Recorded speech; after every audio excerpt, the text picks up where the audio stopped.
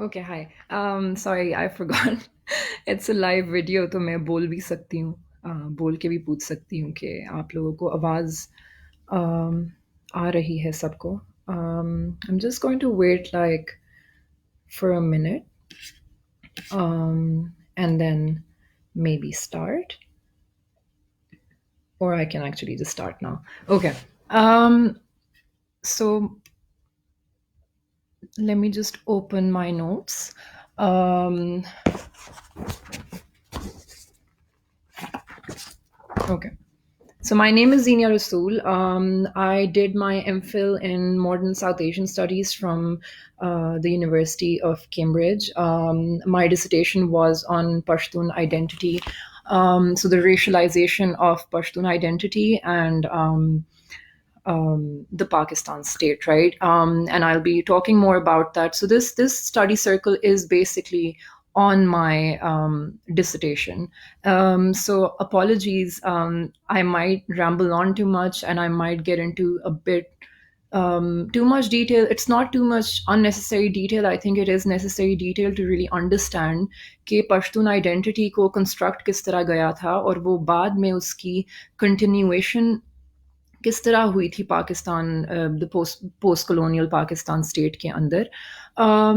Starting off I just want to really apologise सबसे पहले कि मैंने जब पहला ये स्टडी सर्कल इस्लामाबाद में भी किया था, मैंने सबको कहा था कि मैं काफ़ी शर्मिंदा हूँ इस बात पे कि मेरी उर्दू हालांकि ठीक है मैं बोल सकती हूँ, लेकिन मेरी वोकैबलरी इतनी अच्छी नहीं है. तो जो एकेडमिक टर्म्स हैं मुझे उसके उर्दू वर्ड्स नहीं आते, तो I think I be sticking to English. I be switching between both languages to make sure that there's not a lot of academic jargon कि इतने मैं कोई लफ्ज़ ना इस्तेमाल करूं जो कि लोगों को समझ ना आ सके. पहली बात. दूसरी बात, I forgot. Assalamu alaikum everyone. Salomina, and hi to all those who speak English.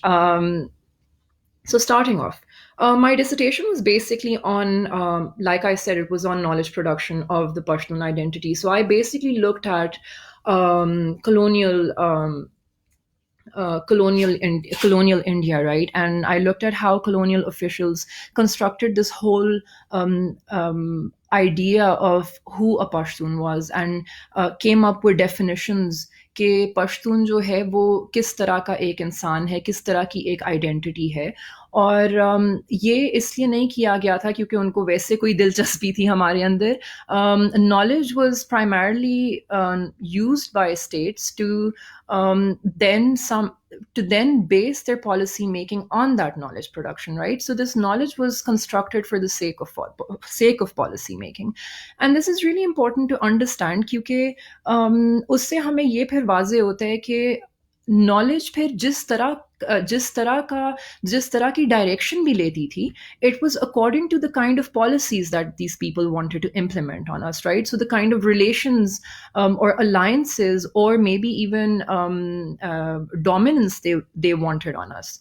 तो knowledge basically उसके accordingly देखी जाती थी. So this was so mostly the public sphere was looked at. They didn't really care about our culture, about culture, or the private sphere, where there were a lot of actors who were also contributing to identity making, right? So for example, women do not are completely invisible in colonial texts on Pashtun identity, right? Because colonial officials were not interested in what women represented more than and they were more interested in how men would retaliate to their rule, right?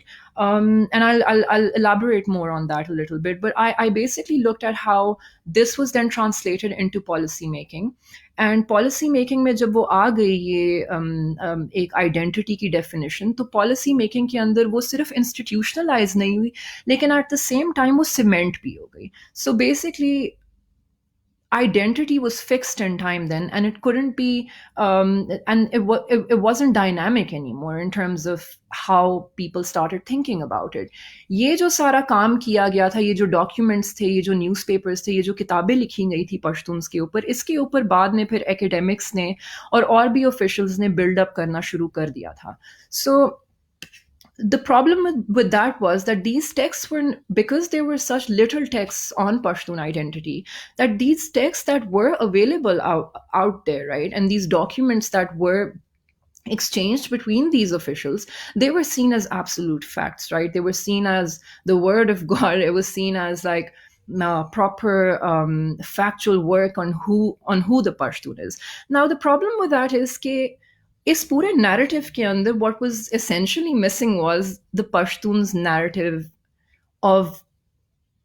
narrative of what they considered themselves, right? So the Pashtun counter narrative to this narrative, and also the Pashtun narrative of self identity कि वो खुद अपने आप को किस तरह देखते थे, वो present नहीं था. That was completely missing from these texts, right? And that had a lot to do with power dynamics. That had a lot to do with power relations. That had a lot to do with access as well, right?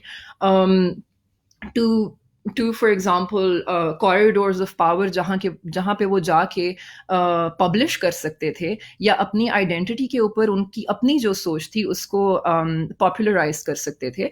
And because these officials were in power, essentially they basically had the say on how the Pashtun would be seen and who the Pashtun truly was. Now that was me rambling. And then I basically looked at how this continued in terms of not just knowledge production. सिर्फ knowledge की continuity नहीं हुई Pakistan state के अंदर, लेकिन because knowledge was so tied to administration and policy making and governmentality, so the mentality of the government, ये Pakistan state के अंदर इन दोनों चीज़ों की साथ साथ continuity हुई. And I basically drew parallels between both regimes, right? And that basically brings into question how post-colonial the colonial how post-colonial Pakistan actually is, or whether it's still stuck in a very much in a colonial past, right? ठीक है, मैं कोशिश करूंगी उर्दू में जितना बोल सकूं. आई apologise. अच्छा, तो जो सबसे बड़ा एक जहाँ से ये एक स्टार्टिंग पॉइंट था कि पश्तून आइडेंटिटी को डिफाइन करने का, वो माउंट स्टुअर्ट एल्फिनस्टोन की किताब थी called an account of the kingdom of Kabul. ठीक है, ये 1815 में छपी थी. एल्फिनस्टोन जो थे, he was basically leading a delegation, British delegation वो लीड कर रहे थे उस टाइम में 1808 में, जो कि अफगानिस्तान में रूलर थे शाह शुजा उनके पास.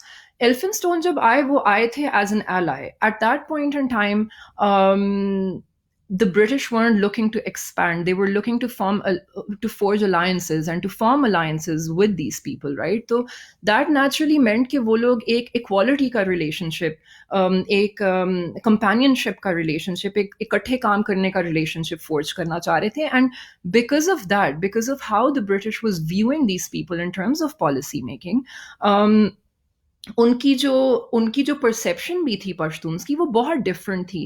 वो जिन वर्ड्स में वो थी, those words were very kind. They were seen as equals, they were seen as potential allies, they were seen as deserving allies as well, right? And they looked very favorably upon them at that time when Elphinstone was in Afghanistan.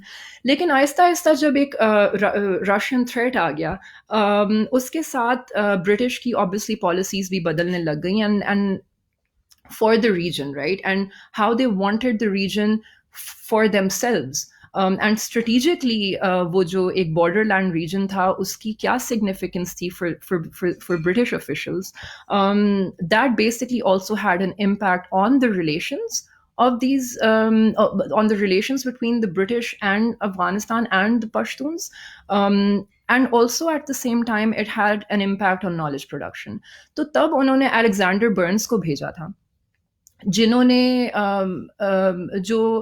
जिनका main basically यही perception थी कि they're people who are resisting control. And because वो उस पोजिशनैलिटी से देख रहे थे, वो उस पोजिशन पे खड़े होके देख रहे थे, and these were essentially military officials, वो उस पोजिशन में बैठ के इनको देख रहे थे, उनकी परसेप्शन भी उसी से इम्पैक्ट हो रही थी. So because the Pashtuns were resisting control and they were resisting British expansionist policies, the British started writing down Pashtuns as a race with martial attributes. And this is something that a lot of Pashtuns have internalized as well. कि oh, we're a martial race, you know, where हमें बंदूकें बहुत अच्छी चलानी आती हैं, हमें बहुत शौक है इन चीज़ों का, लेकिन ये चीज़ें आहिस्ता आहिस्ता इंटरनलाइज भी हो गई थी. Or and because these, like I said previously as well, because all they were interested in was essentially ke, you know, in terms of alliances, yeah, in terms of British control or expansion, in logo ka kis tarah ka response hai. That's the only aspect of Pashtun identity that they were interested in. Now the problem with that was that was noted down in narratives and discourse on Pashtuns as if that's the only thing that the Pashtuns can do, and that's the only thing that the Pashtuns can be. So we never really truly saw the other aspects of Pashtun identity, right? जिसमें private sphere में उनकी बहुत चीज़ें थी, उनके culture में और बहुत चीज़ें थी जो कि in official texts में कभी आई नहीं. ये पहली बात. आहिस्ता आहिस्ता वो टाइम जब ये रेजिस्टेंस होने लग गई ब्रिटिश एक्सपेंशनिस्ट पॉलिसीज की तरफ, तो पश्तून्स की जिस तरह एक डिस्कोर्स बन गया था वो essentially एक colonial vulnerability से निकल रहा था. So they were written off as barbarians, like I said. And because they were written off as barbarians, and because itni ek a colonial vulnerability thi, that led to the justification of unleashing a regime of terror on these people, right? So colonial vulnerability that fictionalized the barbarity of the Pashtuns, जो कि वो लोग अपनी तरफ से एक control को resist कर रहे थे, and it was a political act, right? It wasn't an act that was completely devoid of any political thought. British officers and military officers, because military officers were the ones taking care of the frontier region, right? They started, recording these events, and they started writing as well. And conquest of the pen was a very big thing back in the time, and still is. And this is something I'll talk about. But इन्होंने एक तो local newspapers में और जो British newspapers भी थे, so basically newspapers back home, they started justifying, why they had to have the kind of force that they were employing in that region, and the kind of torture they were unleashing on these people, because ye log the hi uncivilized, and that's the only thing that they deserve, and that's also the only thing that would control them and their barbaric essential nature. So by essential nature, I mean something that they're born with, something that's so ingrained in their identity कि उसके साथ deal करने का और कोई तरीका नहीं है. And that is what British discourse या British जो narratives थे किताबों के अंदर, that's what they did. They basically justified why violence was the only kind of response that आप पश्तून्स को बेसिकली दे सकते थे.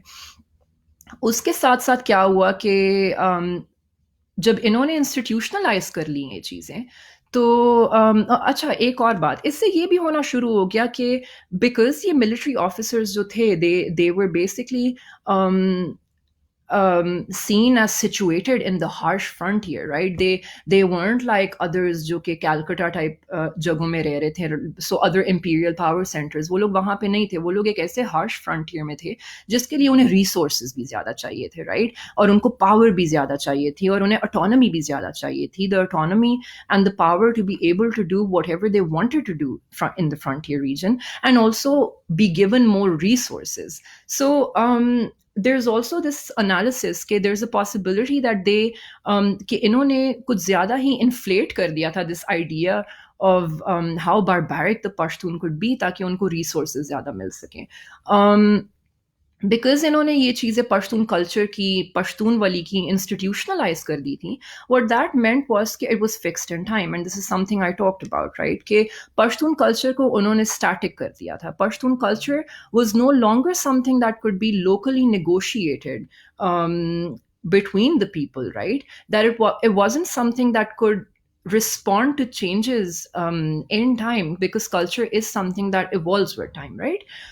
लेकिन because उसको codify कर दिया था, उसे institutionalize कर दिया था और compartmentalize कर दिया था, Pashtuns जो कि बहुत डायनामिक थे, and they still are very dynamic. There isn't one Pashtun body. There are several tribes, there are several sub-tribes, there are several subcultures as well, and several religious identities as well, right? Uh, and across the world as well. But because they codified it, that basically meant कि वो static हो गया, and it couldn't move, it couldn't respond to time, it was stuck. Pashtun identity was then stuck in a zone of timelessness.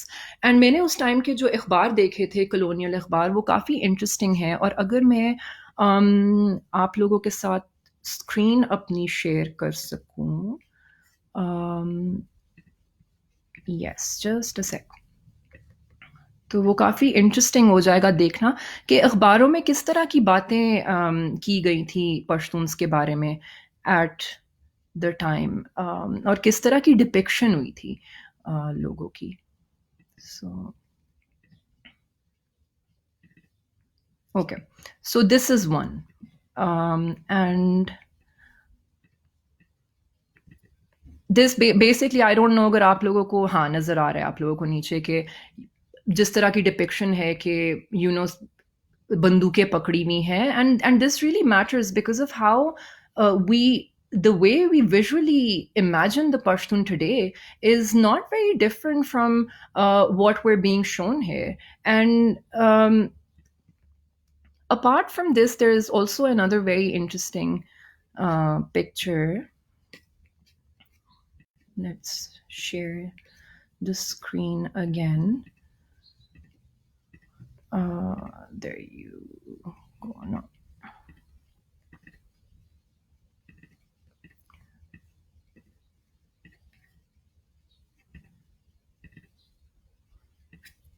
इस तरह की depiction, बंदूकें मुंह covered हैं, और prone to violence, prone to wars, prone to resistance, and ये among the world's most skillful warriors. मतलब ये आखिर कहाँ से ये statistics इन लोगों ने निकाली थी कि इस तरह की एक सोच बन गई थी कि there is nothing else that these people could possibly were they anything other than just being skillful warriors?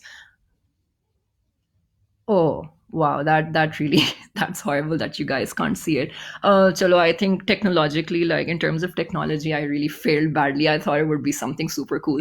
But anyway, मतलब ये अखबार थे पुराने, 1937 के थे, उससे कुछ पहले भी थे, जिसमें ये दिखाया जा रहा था कि पगड़ियाँ पहनी हुई हैं और AK-47 पकड़े हुए हैं और मुंह छुपाए हुए हैं, और उसके ऊपर टाइटल है मोस्ट स्किलफुल वॉरियर्स, और they're involved in feuds and they're involved in battle and it was a private battle and British वहाँ पे आके उनको civilize कर रहे हैं. तो इस तरह की images हम अभी तक देखते हैं कि पश्तून्स के साथ काफ़ी associate की जाती हैं, which is very obviously problematic. Anyway, moving on. I mean, there were the kinds of things that were being said about Pashtuns were also,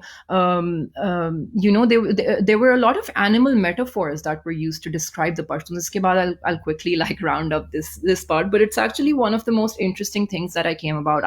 I went through newspapers जो कि 1819 से लेके 1948 तक 1950 तक थे, और लोकल जो कॉलोनियल इंडिया के न्यूज़पेपर्स भी थे और जो ब्रिटिश न्यूज़पेपर्स भी थे.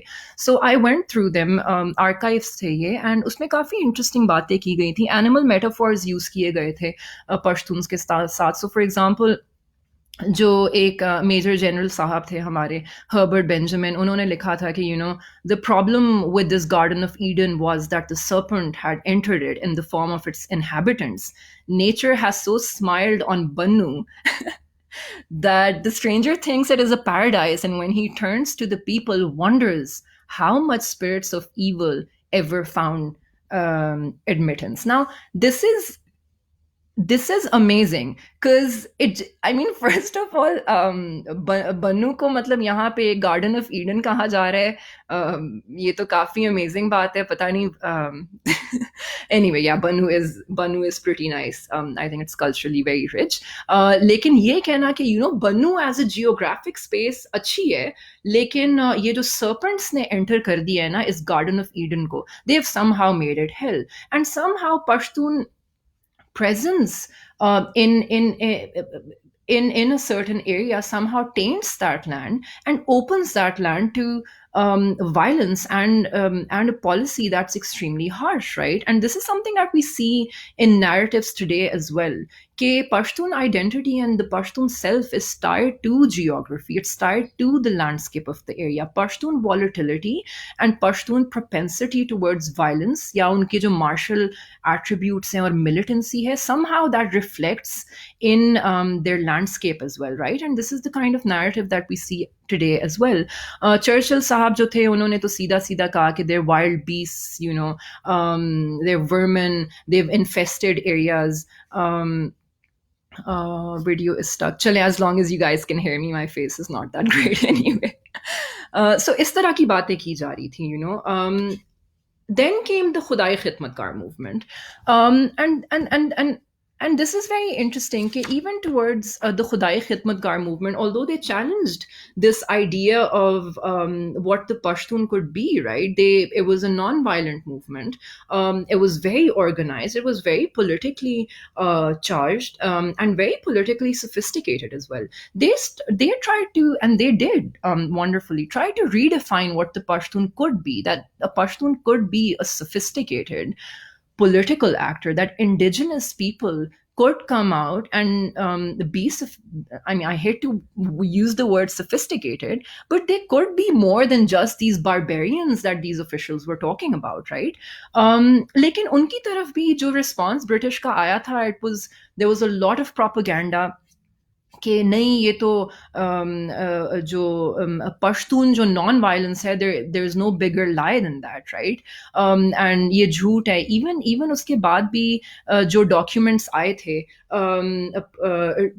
ब्रिटिश ऑफिशियल्स के बीच में जो शेयर हुए थे, या जो न्यूज़पेपर्स में इनके बारे में रिपोर्ट्स आई थी, they were still somehow saying कि no, these people are violent, they are still criminal, and they somehow still imagine them through this narrow tunnel of volatility. And although they were completely non-violent, but because itna cement ho gaya tha idea of Pashtun being nothing else than a militant, nothing else than being violent, right?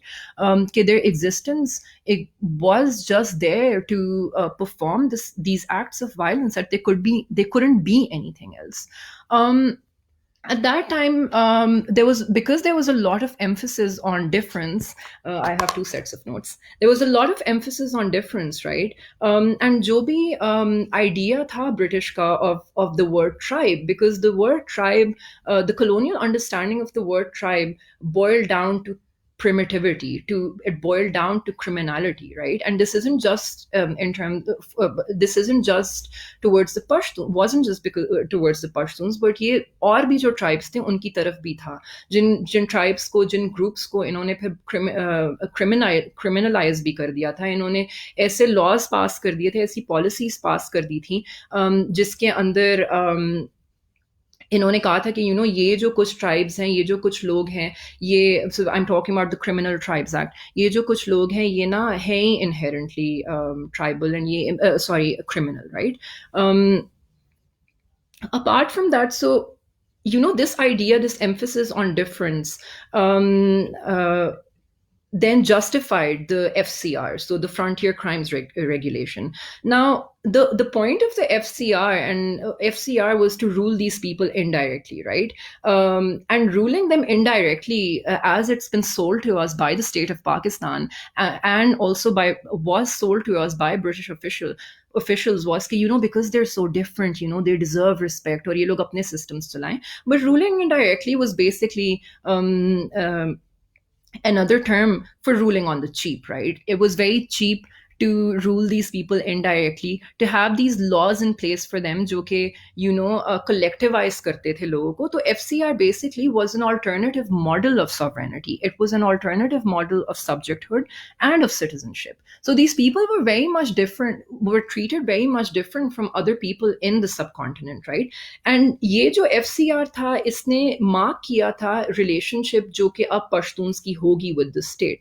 And it also allowed the state to exploit the legality of this relationship. जब इन्होंने ये कहा कि collective responsibility एक tribe की आ गई है कि अगर एक tribe में एक बंदे ने कोई crime commit किया है तो collectively आप एक tribe को punish कर सकते हो. This feeds into the idea that Pashtuns weren't seen as a dynamic group making dynamic decisions or having dynamic personalities. It was basically the product of saying all Pashtuns are the same.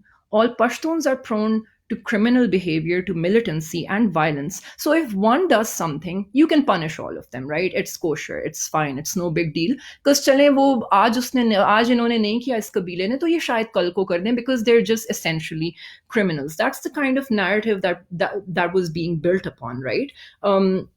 So apart from that, उस time में policy of access आ गई थी. There was a policy of deliberate political and developmental regression. Although issue civility का था Pashtuns का, लेकिन it's amazing how nothing was done for education, nothing was done for health, nothing was done for otherwise developing the area. The only kind of development that took place was in terms of roads, forts, railways that were basically built to expand military control, right? To make these areas accessible for military deployment, because वो उस area का जो strategic जो उसकी strategic importance थी, right, in the great game Russia के उसकी वजह से. And it basically formalized, FCR formalized the different nature of the region, right? It legalized the feeling of apartness of these people, कि ये different हैं. And it also then formalized the existence of this region as a marshland, right? कि यहाँ पे सिर्फ जंगें होंगी, यहाँ पे सिर्फ troop deployment होगी, and we still see that happening. So moving on, Pashtuns were seen as suspect bodies, right? They were seen as criminals, and this is something I've touched on. Khudai Khidmatgar movement, while challenged that, there was a lot of censorship and propaganda about them, around them. उनका जो journal था Pashtun, उसको ban कर दिया गया था. Authorities जो थी वो intercept करती थी उनकी information sheets और bulletins. और जब press act का ordinance pass हुआ था तो उसमें ये लिखा था कि जो सोबर और स्टेबल एलिमेंट्स हैं इंडिया में वो क्रिटिसाइज कर लें तो सही है, लेकिन जो लॉलेस मूवमेंट्स हैं ना वो नहीं कर सकती. तो जो लीगैलिटी या वो जो लेजिटिमेसी मुस्लिम लीग की सियासत को दी गई थी, वो खुदाई खिदमतगार मूवमेंट की जो ग्रास रूट्स पॉलिटिक्स थी, it wasn't ये एलिटिस्ट पॉलिटिक्स नहीं थी, वो लेजिटिमेसी उनको नहीं दी गई थी. तो जो ट्रोप्स थे फनाटिसिज्म के या मैडनेस के, वो एसोसिएट किए जा रहे थे. एट द सेम टाइम ये भी प्रोपेगेंडा था कि जी ये तो मॉस्को लीनिंग मूवमेंट है, ये तो रेड शर्ट मूवमेंट है, and they were associated with Russia, and that was also propaganda, right? तो जब मुसलमानों के सामने प्रोपेगेंडा खड़ा करते थे तो कहते थे कि जी ये गांधी के साथ अलायंस करें तो ये तो हिंदू हैं. So that's how they would anger the Muslims and turn them against Khudai Khidmatgar. On the other hand, when they try to turn generally everyone against them, they'd say कि ये तो जी रशिया की तरफ से ये मूवमेंट आई है. और जब जो हिंदू के सामने प्रोपेगेंडा ये लोग रखते थे अगेंस्ट द खुदाई खिदमतगार, they'd say कि they're lying about being non-violent because Gandhi की जो non-violent मूवमेंट थी वो भी साइमल्टेनियसली चल रही थी. तो उनको ये प्रोपेगेंडा वो किया जा रहा था कि ये झूठ है, ये असल में non-violent नहीं है. Now moving on to the Pakistan state, right? And I want to quickly round this up ताकि हम सवाल पे ज़्यादा जाएं, and this is more interactive than it is right now. But Pakistan state में ये हुआ कि यही जो कलोनियल वल्नरेबिलिटी उस टाइम में देखी जा रही थी, वो पाकिस्तान स्टेट में भी आ गई, राइट? जो हमारे नेशनल बुर्जुआजी थे, जो हमारे उर्दू स्पीकिंग एलीट थी, इन्होंने स्टेट तो सेपरेट बना दिया एक इस्लाम के उस पे, लेकिन बाद में उनसे मैनेज नहीं हो पाया, right? There were so many different identities that now after making after unifying. Whether or not they were unified in creating Pakistan is a separate debate altogether, लेकिन पाकिस्तान चले जब बन गया उसके बाद उन्होंने कहा कि अच्छा अब हमारा क्या. This, or to speak in this national bourgeoisie, right, these elites said कि नहीं नहीं जी हम सब एक हैं, आप लोग अपनी आइडेंटिटी भूल जाएं and homogenize, we're all the same. And this is something that wasn't acceptable to these people for many reasons, and this is something that I'll conclude on, right. बादशाह खान की जो सियासत थी वो तब भी although he swore allegiance to the state of Pakistan, he said that Pashtunistan meant to him now was that, and ये जो NWFP नाम था, जो कि अभी थोड़ी देर पहले तक भी Pakistan state was also resisting changing the name, right? NWFP, Northwest Frontier Province, whatever it is. I mean, that doesn't even mean anything, right? But कि ये जो नाम है हमें भी वही नाम दे जिस तरह बलूचिस्तान है या सिंध है या पंजाब है. And they, while they swore allegiance, but they were still viewed with a lot of suspicion, right? Qayyum Khan जो chief minister थे तब NWFP के, उन्होंने कहा कि give up politics on party lines for 5 years या फिर Muslim League को join कर लो. They obviously resisted that. There was a lot of back and forth, but I mean, what happened then was the Babra massacre. And the Babra massacre was when they basically point blank shot these protesters who were completely nonviolent and massacred a lot of people. What Qayyum Khan had to say in response to that was that they were lucky that the police's ammunition ran out. Otherwise, not a single soul would have survived. So this just goes to show how the Pashtun body, उसके ऊपर सिर्फ violence सिर्फ physical नहीं वो की गई थी, लेकिन एट द सेम टाइम एक नॉलेज प्रोडक्शन की भी जो वायलेंस थी, जो कि उस नॉलेज प्रोडक्शन की वजह से निकलती थी, एक पश्तून बॉडी की जो वर्थ थी इन द स्टेट, राइट, वो उस नॉलेज की भी जो वायलेंस थी वो भी पश्तून बॉडी के ऊपर निकली जाती थी. एडमिनिस्ट्रेटिव कंटिन्यूटी भी हमने देखी पाकिस्तान में. FCR अभी तक लगा हुआ था. अभी भी फाटा के मर्जर के बाद भी कितना फाटा मर्ज हो चुका है, that's still a question right now. Fata does not, I mean, ex-Fata does not have internet. जहाँ पे डिजिटल लर्निंग की बात की जा रही है यूनिवर्सिटी स्टूडेंट्स के लिए, students in Fata are completely deprived of those educational opportunities. Homes are still being raided. Movement is still very much restricted, right? Or checkposts to wahan pe hain. So, but because military presence itni reh chuki thi in this area, and wo jo legacy thi of the frontier region being a marshland, और वो उसके बाद भी जो उसकी existence थी as a marshland, वो continued रही state में. That's why the military continued to hold a lot of importance in that region, right? Not just in terms of how they reported back, whether or not they reported, but how they reported back on the region, but also the kind of policies that continued to exist in the region had a lot to do with how this had a lot to do with this colonial legacy, right? The covert and implicit labeling of Pashtun identity and geography as a security issue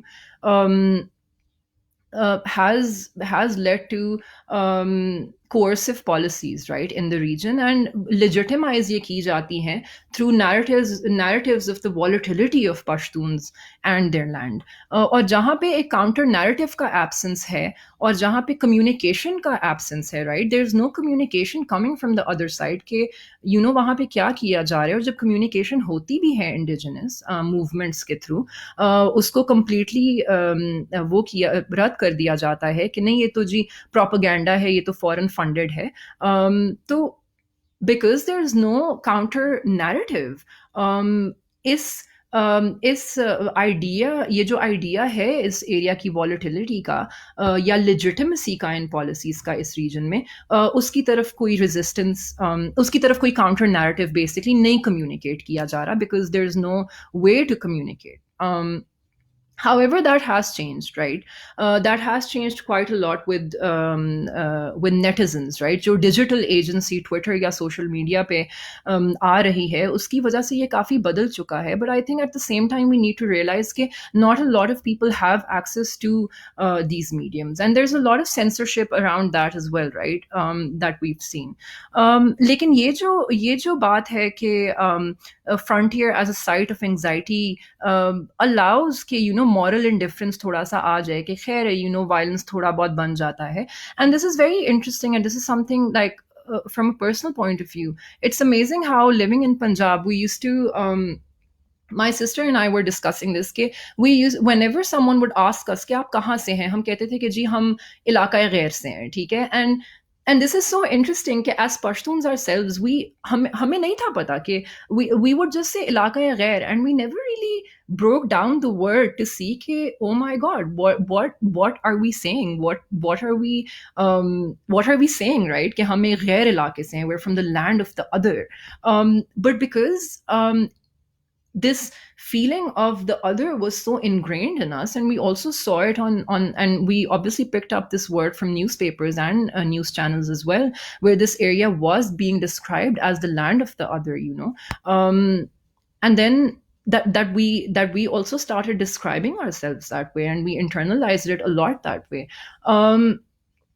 So this then led to, I mean, my whole thesis was that because of this continuity के martial race theory हो गई, आगे जाके continue कर दिया गया इस बात को कि now it ties in with this whole idea of Pashtun identity being equal to Taliban identity, Talibanization being equal to Pashtun nationalism, right? That it somehow represents Pashtuns, and this is something that is also very prevalent. This narrative, and that's because of the legacy जो कि continue की गई है अभी तक, and जिस तरह cement कर दिया है इस martial race theory को कि पश्तून्स तो और कुछ हो ही नहीं सकते, या किसी और तरीके से exist ही नहीं कर सकते. But I think PTM is a corrective to that discourse. What they've achieved is because it's a grassroots movement, and it's completely non-violent, they've redefined what Pashtun nationalism truly is. Right? They've also owned and taken back Pashtun nationalism for themselves as being something other than Talibanization, right? एक communication का function तो उन्होंने किया जिसमें they started communicating कि वहाँ पे हो क्या रहा है, लेकिन redefine करने का function भी किया, and at the same time they also added to the discourse, right? While the state's reply is the same as it would be to state का रिप्लाई वही है जो colonial officials का था, जहाँ पे वहाँ किस्सा ख्वानी बाजार मैसेकर हुआ था, या बाद में पाकिस्तान में बाबरा मैसेकर हुआ था, अभी हमारा खड़कामर मैसेकर हुआ था, जिसमें नॉन वायलेंट एक गैदरिंग थी, उसी तरह उसको वायलेंस के साथ रिस्पॉन्ड किया गया. एंड जनरली भी it's being labelled as an engineered movement, protests उनके engineered हैं, there's a lot of censorship around it, a lot of propaganda around it, and the way that the state is dealing with it is in line with the kind of knowledge that was produced, right? Yeah, and they're also somehow trying to continue with the policies that the British had, or post-colonial जो initial जो पाकिस्तान के stages थे उसमें जो policies थी, but because times are very different, the same policies can't be implemented in the region. And I think the biggest problem with this is कि the state's requirement of Pakistani identity being homogenous, right? Whereas ये जो एक ये जो एक relationship है state का लोगों के साथ, it shouldn't be based on homogeneity, right? Social contract के अंदर आप various groups के साथ भी वो contract कर सकते हो without asking them to forego their identity, and also an identity that's rooted in history and that predates the creation of the country, right? And has its own heroes, own poets, own victories, whereas the way that the state has responded to this is, and the colonial and post-colonial both, that they've completely delegitimized the heroes of Pashtuns as traitors. There's been an imposition of criminal and militant criminal or militant elements जो हैं वो उनके साथ associate किए जाते हैं as symbolic of Pashtun cultural heroes, which there's a deficiency of referring to indigenous Pashtun history in textbooks, or in terms of, there are no honorary statues, public holidays, or even a mere mention on television of these heroes, or जिस तरह बादशाह खान हो गए और बहुत ऐसे heroes हैं. एक जो एलीट हिस्ट्री है, जो एलीट्स की हिस्ट्री है, उर्दू एलीट्स की हिस्ट्री या नेशनल बुर्जुआजी की हिस्ट्री, वो इम्पोज की जा रही है लोगों के ऊपर, and obviously there is going to be a lot of retaliation to this. The lack of interest of the state to truly alter the lack of civility जो कि associate किया जाता है with the people of the frontier is evident through the absence of judicial and legislative structures, right? As well as the absence of schools, of colleges, of hospitals, and other basic structures existing in the rest of the country. So if civility is such a big problem, why is there the state is not really doing anything to bring light and stability to this region, right? So, um, while post-colonial state and the colonial state both justified this, through a policy of non-interference in light of Pashtun resistance to control, um, they've what they've actually done is they've kept them away from a universally recognized judicial system. And in the absence of Pashtun indigenous voices, state का narrative बहुत difficult हो गया लोगों के लिए, बहुत मुश्किल हो गया challenge करने के लिए. However, like I said, the PTM has definitely changed this, and also changed the idea of redefined the idea of Pashtuns being unresponsive to changes around them with a thirst for violence, right?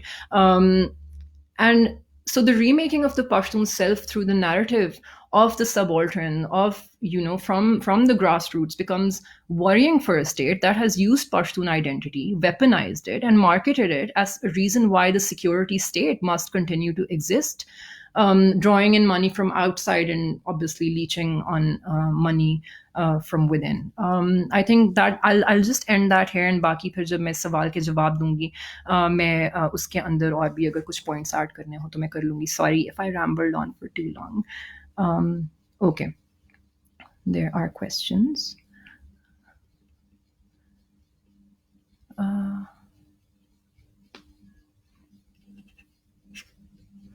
Sorry, let me just do not mind. I'm going to take a shot of cough syrup, but I don't have corona. Sorry,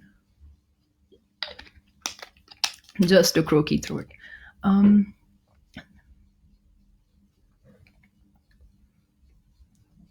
चलें, कुछ ऐसे comments हैं जिन्होंने कसम खा ली है कि इतना सब सुनने के बाद भी वो नहीं मानेंगे कि पश्तून्स लूटर्स और वाइल्ड पीपल के अलावा कुछ नहीं हो सकते. तो let's move on from that. So yeah, Hassan Ali says, for one time, if we ignore the past newspaper, what is the present situation and point of view of the people about Pashtuns? You mean Pashtun is not just for battles? Yeah, of course, Pashtuns are not just for battles, and this is something that I think researchers now need to look at, right? कि जो elitist history है जो कि लिखी जा रही है, या जो नैरेटिव्स हैं वो लिखे जा रहे हैं, I think that those need to be challenged. And जो लोकल प्रोडक्शन है हिस्ट्री की, जो कि मनान का जो पीस मैंने आप लोगों को पढ़ने को कहा था, उसके अंदर लिखी गई है कि वो बहुत इंपॉर्टेंट है, not just for agency, but it's very important कि आप कॉलोनियल नॉलेज या पोस्ट कॉलोनियल नॉलेज को अकाउंटेबल करो कि ये आप क्या बातें कर रहे हो. There is more to Pashtun identity than just that. And because there's a absence of response from the other, and this is something that James Karen talks about, बहुत मुश्किल हो जाता है इस narrative को challenge करना. So yeah, definitely Pashtuns aren't just for battles. They were never just for battles. There was a lot attached to Pashtun identity, but because military officials and military commanders, British से लेके पाकिस्तान तक, Pakistani officials तक, ये सारे military ने control किया हुआ था उस region को, naturally then वो एक military tunnel vision, एक military led tunnel vision to support military policy, right? Pashtuns को उसी vision से देखा गया, and फिर policies भी उसी तरह फिर लागू की गई. Fahad Khan,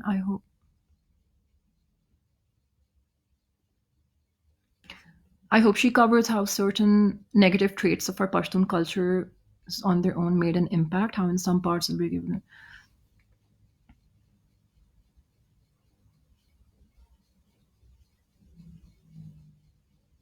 Yes, of course. I mean, I'm not saying this isn't a skewed, this isn't a biased analysis. I know it might sound like one.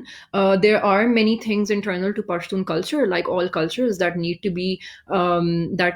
evolve and that need to change with time. But that's what I'm trying to say, because उनको इतना codify कर दिया गया और इतना cement कर दिया गया कि उनका बदलना बहुत मुश्किल हो गया था. And इसमें I'm not taking away agency from Pashtuns and saying कि नहीं नहीं जी वो कुछ कर नहीं सकते थे, नहीं वो बिल्कुल कर सकते थे.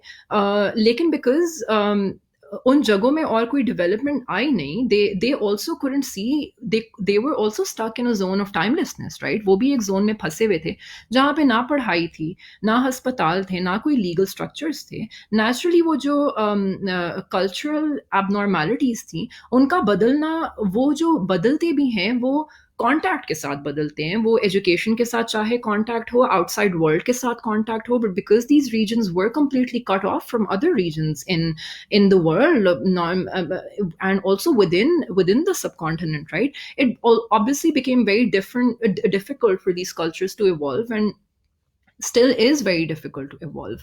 So yeah, I completely agree. As far as Khan titles are concerned, and this is something I missed on, कि खानी जो elite थी वो बनाई ब्रिटिश में थी, ब्रिटिश ने थी. जो पश्तून जो इंटरनल स्ट्रक्चर था वो बहुत egalitarian था. But because British officials, like I said, wanted to rule on the cheap and rule indirectly, उन्होंने ये जो जिरगा सिस्टम को एक तो बहुत वो कर दिया, खराब कर दिया. उसके अंदर इन लोगों ने क्लास स्ट्रक्चर ये लोग ले आए by bringing in landlords and a landed elite of people, right? And that obviously brought in a lot of problems, and अभी तक ये problems exist करती हैं. Hassan Ali, why British hate Pashtun? You tell me after all of this. Just a second, you guys.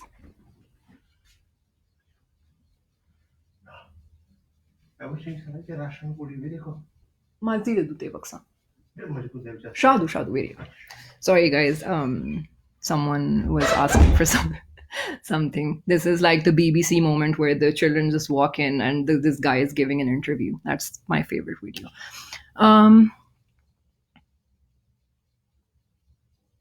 जी आसिफ, वो वही law की मैंने बात की थी, क्रिमिनल ट्राइब्स एक्ट वो था. और भी ऐसे बहुत एक्ट्स थे जो कि इम्पोज किए गए थे. मतलब एफसीआर भी उसी की एक वो थी, क्या कहते हैं, मैनिफेस्टेशन. मैंने लिखा हुआ भी था यहाँ पे एक्चुअली, एक वो भी था, murderous outrageous act. That's also very interesting because उसके अंदर भी जो एक लैंग्वेज थी around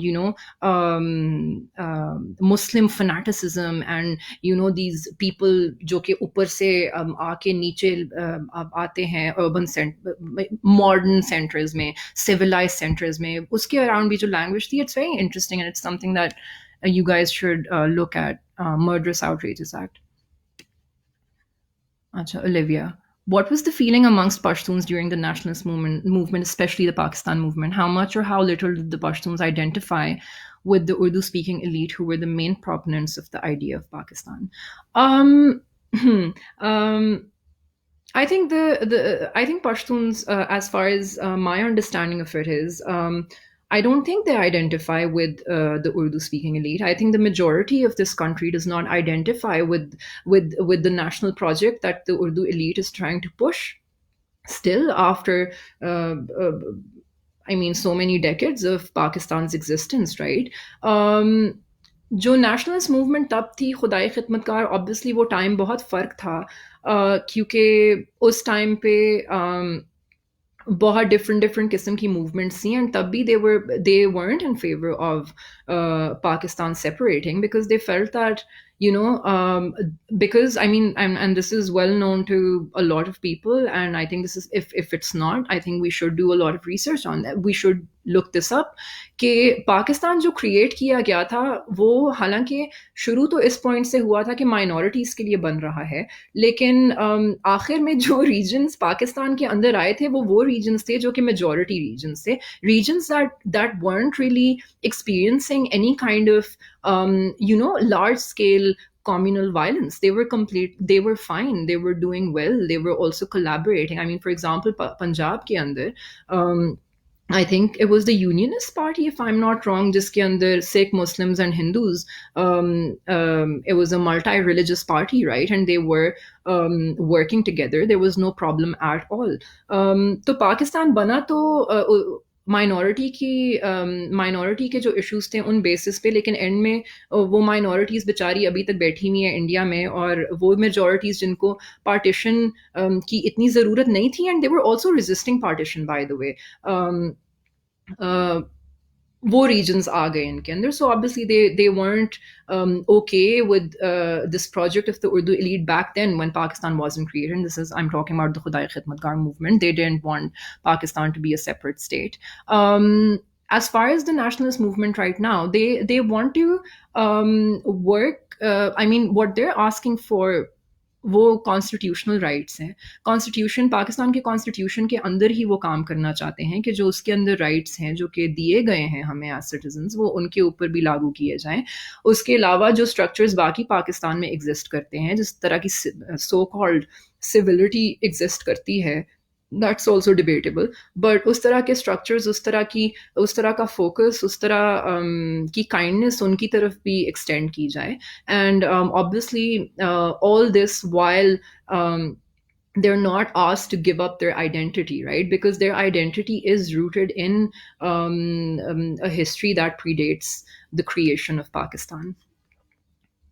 Farhat Taj, can this discourse be left unchallenged? So I'm thinking of holistic understanding of Pashtun problems and also of intellectual honest, frankly. I think they can be challenged. I think there needs to be, from my understanding of it, what I've seen now is कि बहुत ज़्यादा शुक्र है नया काम आ रहा है. Not much, not as much as there should be. And I think that has a lot to do with the accessibility of the region, not just the accessibility of the region, but obviously private sphere में जो लोग private sphere को भी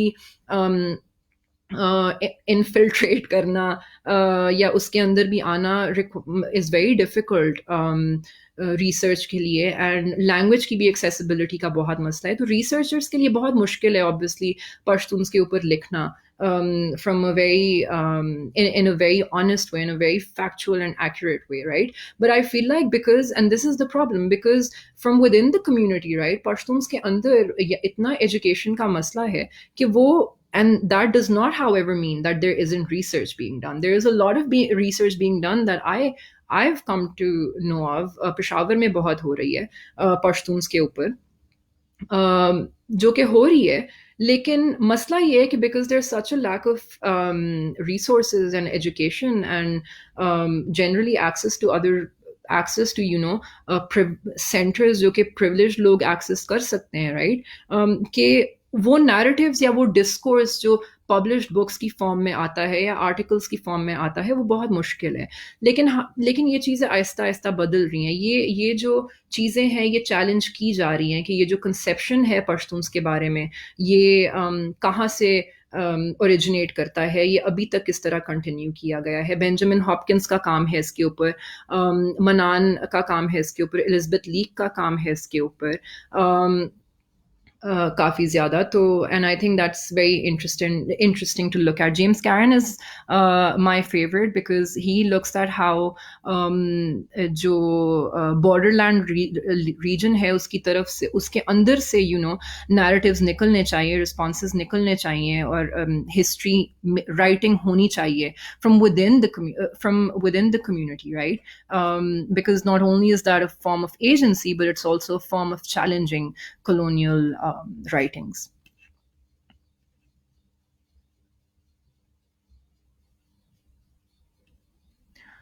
आसिफ, हम अपने resources अपने आप को डेवलप करने के लिए इसलिए नहीं यूज़ कर सकते बिकॉज हमारे रिसोर्सेज हमारे हाथ में नहीं है. इवन जो नेचुरल रिसोर्सेज प्रोड्यूस किए जाते हैं केपीके में, वो डाइवर्ट कर दिए जाते हैं दूसरे सूबों की तरफ. And obviously as we all know, the budget and the resources are not in the hands in our hands, and they're also not in the hands of, I would say, not even in the hands of the government. And because the kind of policy, और मैं यही तब से कह रही हूँ कि because जिस तरह इस रीजन को इमेजिन किया गया है, जिस तरह के प्लान्स इस रीजन के लिए बनाए गए हैं, वो प्लान्स उस जगह की डेवलपमेंट के नहीं है, वो the state or the deep state is not interested in developing the region. They're more interested in using that region for their own benefits. So जब resources अपने हाथ में आएंगे तो इंशाल्लाह क्यों नहीं develop जरूर किया जाएगा. तबकाती बिल्कुल वो कर देता है, बिकॉज जो क्लास सिस्टम था उस टाइम में, लाइक आई सेड, खानी एलीट बनाई गई थी. उससे पहले बहुत इगैलिटेरियन सिस्टम था और क्लास सिस्टम उस तरह कोई एग्जिस्ट नहीं करता था. बट जब खानी एलीट बना दी गई, एक landlord class from with in the Pashtuns बना दी गई, उनको लैंड दे दिया गया, उनको पावर दे दी गई ओवर दीज पीपल, तब वो लोग पश्तून इंटरेस्ट में इतना इंटरेस्टेड नहीं थे. They were more interested in being used as puppets of the British government, right. तो जब तबके बीच में आ जाते हैं, जो कि जो प्रिविलेज क्लास होती है या जो अपर क्लास होती है, they are not really interested in letting go of that privilege, and they are not interested in letting go of that comfort either, right, and that power.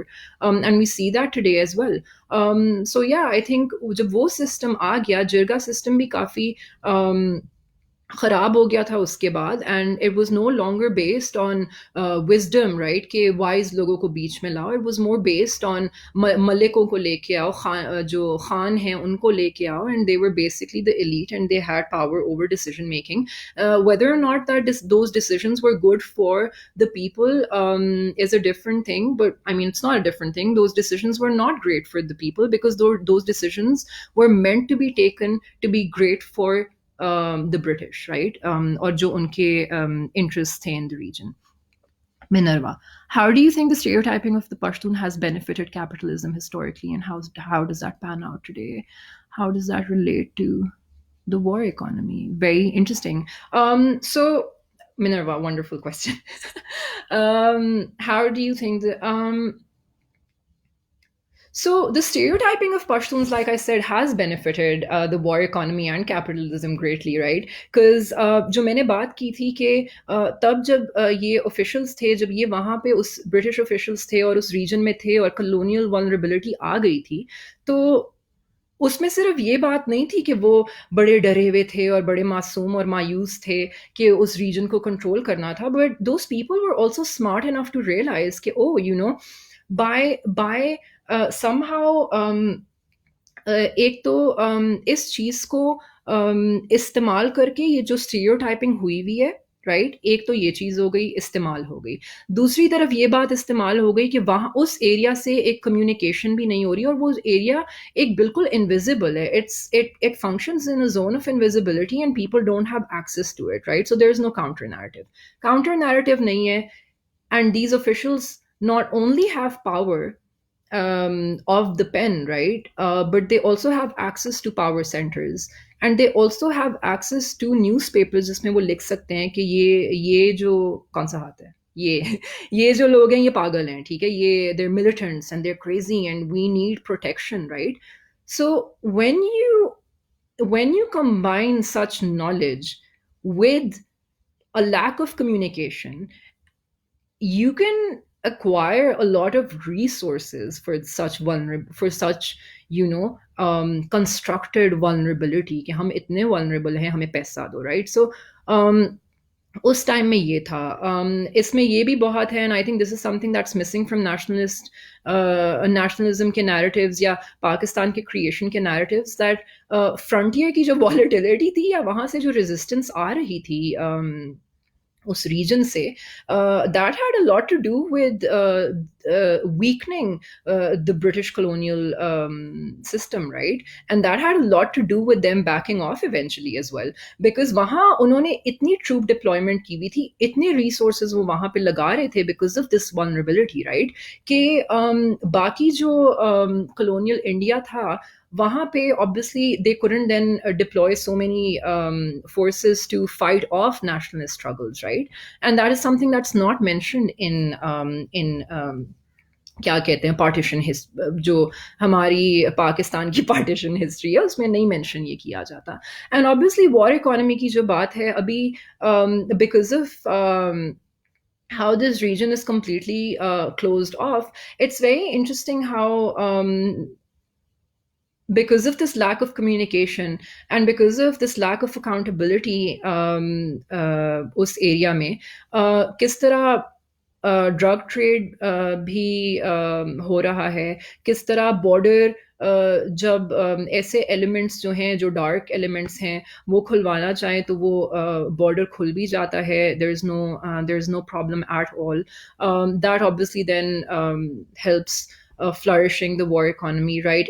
It also helps ke when you paint Pashtuns in a certain way and you swear by the volatility of the region and its people, right? It also has historically in Pakistan helped acquire a lot of resources and a lot of money and a lot of funding from international bodies and countries as well, right? So I mean America की जो funding थी वो इसी basis पे थी कि इन लोगों के साथ ये लोग तो बहुत volatile हैं and they can't be dealt with otherwise, they can't be yeah dealt with otherwise. हालांकि जो तालिबान की पॉलिसी थी वो कहाँ से निकली थी, वो इंडिजिनस एक मूवमेंट थी या वो स्टेट्स ने ही उसको फंड किया था, वो एक अलग बात है. But yeah I mean this whole stereotyping business had a lot to do with how much resources were acquired and how the drug economy and all other such black economies flourished at the time.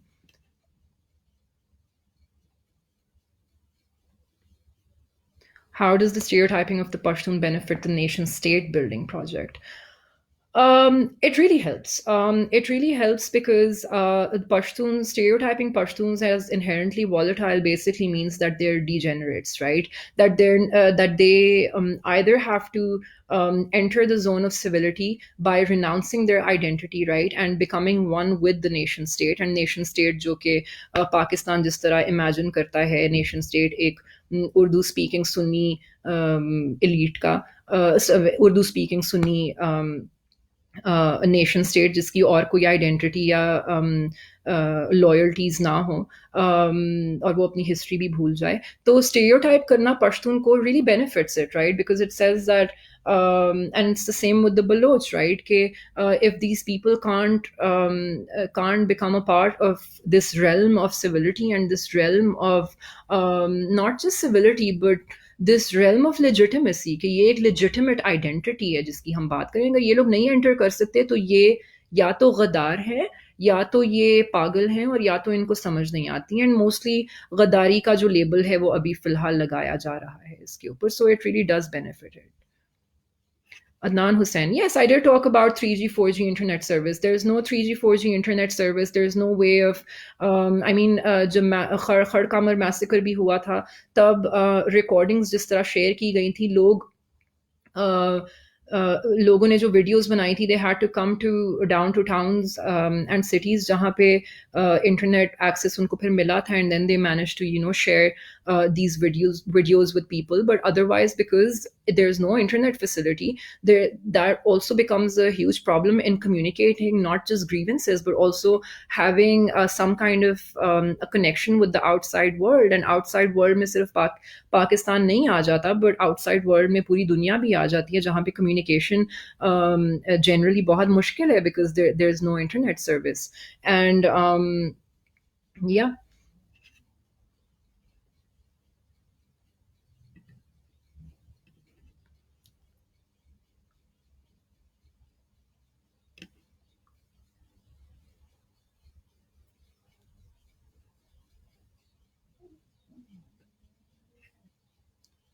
Georg, sorry, I'm reading through the whole thing.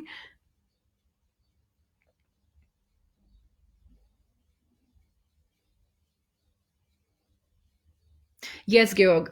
So I did talk about this. I think I talked about it a bit like before your question. Wonderful question, by the way.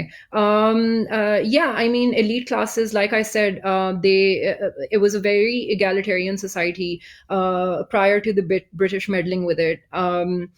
there was a Khani elite, there were Maliks, and these people were the landed elite, and they were given lands to then exercise control over these areas and be the eyes and the ears, and the mouths as well of these British officials. So yeah, I mean that was definitely a thing in Pashtun areas, and this is also definitely a thing right now. And this is something I didn't actually talk about because I thought I was rambling on too much, so I didn't get to the PTM part of it. But yeah, even in the case of PTM, the way that the state has dealt with them, I mean, other than propaganda, censorship, and downright violence, is that any kind of sweet talk that would they want to do with them, or any kind of negotiation that they want to do with them, is done through this landed elite, right? Is done through these khans and these maliks who would go out and communicate something in Urdu, but when they're speaking with these people in Pashto, and because Pashto is not known by the rest of the I mean is not a widely known or spoken language in the country by other groups, that they try to work out solutions with them, but then completely say something else behind their backs. So yeah, these local elites are definitely still being used to somehow negotiate or somehow exercise power over these people.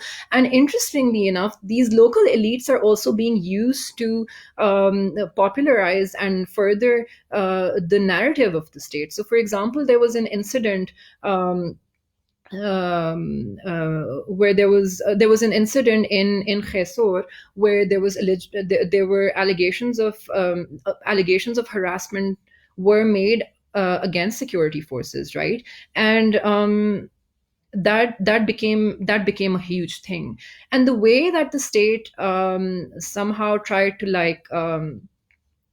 cover that up was that they invited these maliks and these khans, so the landed elite basically, and they made them debunk it, and they made them say that no such thing happened, and this is all these are all rumors, and we spoke to the woman, we spoke to the family, and people are just trying to take advantage of the situation. So basically, they became the mouthpiece of the state and the deep state.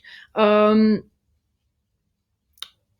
Socialist strategies. I think definitely, of course, we do need a workers' movement, and I think the Pashtun Tahaffuz movement, the PTM, is definitely a working class movement. It's a grassroots movement.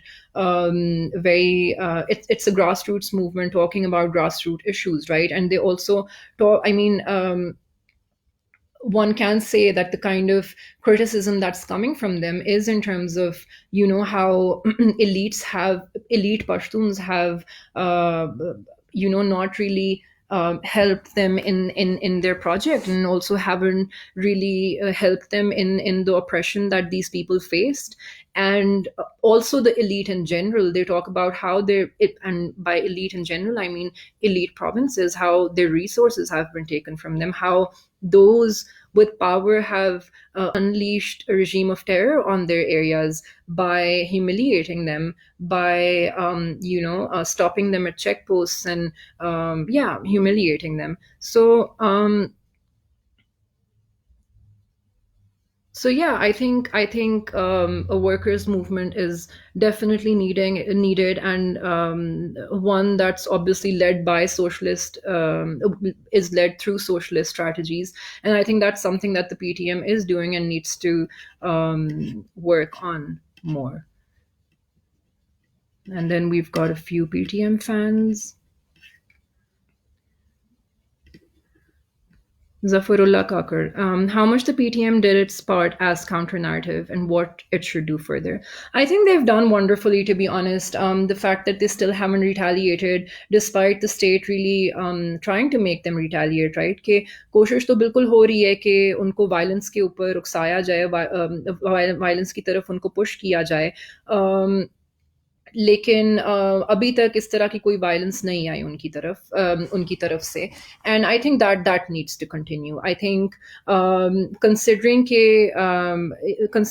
के ये movement जिस तरह की है और जिन लोगों के बीच में निकली है, they suffered because of this production of Pashtun identity कि ये लोग वायलेंट हैं और मिलिटेंट हैं एंड सिर्फ कलोनियल टाइम में तो चलो प्रोड्यूस हो गई लेकिन आगे भी जिस तरह आई मीन जो मैंने अमेरिकन टेक्स्ट पढ़े थे बहुत बड़ी गलती की थी लेकिन वो जो अमेरिकन टेक्स्ट थे basically I went through when I came to Pakistan बीच में और मैं किताबें इकट्ठी करी थी and I basically check the market right कि किस तरह की किताबें हैं इस्लामाबाद और लाहौर के मैंने किए थे कि किस तरह की किताबें हैं जो कि पाकिस्तान जो कि पश्तून्स के ऊपर मार्केट में पाई जाती हैं और वो इतनी कोई खौफनाक अजीब व गरीब इनएक्यूरेट किताबें थी जिसके अंदर जो अमेरिकन ये जो मिलिट्री के डिप्लॉय हुए हुए लोग थे वो जब अफगानिस्तान से जंग शंग करके वापस आ जाते थे अमेरिका तो उनको लगता था कि वो ना अब किताबें लिख सकते हैं बड़ी फैक्चुअल किस्म की तो उसके अंदर जिस तरह की बातें थी पश्तून्स के बारे में लिखी हुई they were horrific and it's amazing how these texts were widely available in these markets and there was no counter narrative to it जो फैक्चुअल किताबें थी जो अच्छी किताबें थी जो कि हैं ये नहीं है कि नहीं पाई जाती वो नहीं थी इन स्टोर्स में एंड आई थिंक कि जब उस सेंस में डिस्कोर्स की इतनी कमी है तो डेफिनेटली जो कि पीटीएम का डिस्कोर्स है वो फिर और भी इस जगह में ज़रूरी हो जाता है कि वो लोग इसको चैलेंज कर सकें लेकिन उसमें फिर मसला ये है कि जो मेन स्ट्रीम आपकी मीडिया है जो कि आपकी मेजॉरिटी लोग देखती है वो उसके ऊपर ये नैरेटिव बिल्कुल नहीं आ रहा और वो नैरेटिव जिस तरह आ भी रहा है वो बिल्कुल completely like opposite to what the PTM is doing aa raha hai. So I think that's problematic, but I think the struggle continues. They should stick to their program. Zara Sayed, what are the causes of Pashtun nationalism in the context of Pakistan in your perspective? I think, Zara, I spoke about this, but briefly, I think it's about uh, it's about resources. It's about being lesser children of God. It's about being ignored in terms of development. It's about owning their identity. It's about stereotyping. It's also about the war economy. It's about how these areas have been used as a marshland, as zones of indifference जहाँ पे कुछ भी कर लो जो भी कर लो ना कोई पूछेगा ना कोई कुछ कहेगा आसिफ नहीं उससे पहले क्लास स्ट्रक्चर का लाइक आई सेड इतना कोई कॉन्सेप्ट नहीं था it was pretty egalitarian at the time Ikra, how do you see Rayu's potential to deconstruct mainstream narrative associated in treasure? इकरा आपके सवाल से पहले किसी और ने इसी तरह की बात पूछी थी जिसमें मैंने इसका जवाब दे दिया है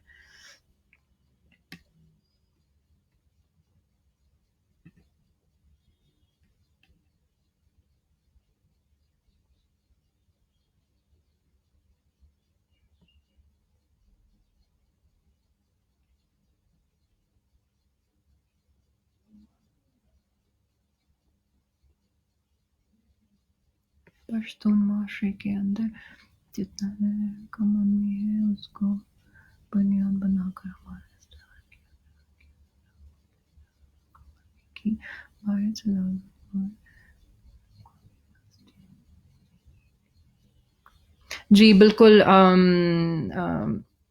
आई ऑल्सो डेफिनेटली इंडोर्स अख्तर आपने बिल्कुल सही बात की और आई थिंक मुझसे ज़्यादा बेहतर आपने जवाब दे दिया है फरहत को कि ये जो जिस तरह हमें डिप्राइव्ड रखा गया है एजुकेशन से उसकी वजह से बहुत मुश्किल हो जाता है अंदर की तरफ से आपके नैरेटिव्स निकलें या आप एज अ सोसाइटी भी बेहतर हो community thank you Aamir Zaman I am glad you guys liked it इंशाल्लाह कोशिश करूँगी कि पश्तो में नेक्स्ट टाइम मैं ये लेक्चर कर सकूँ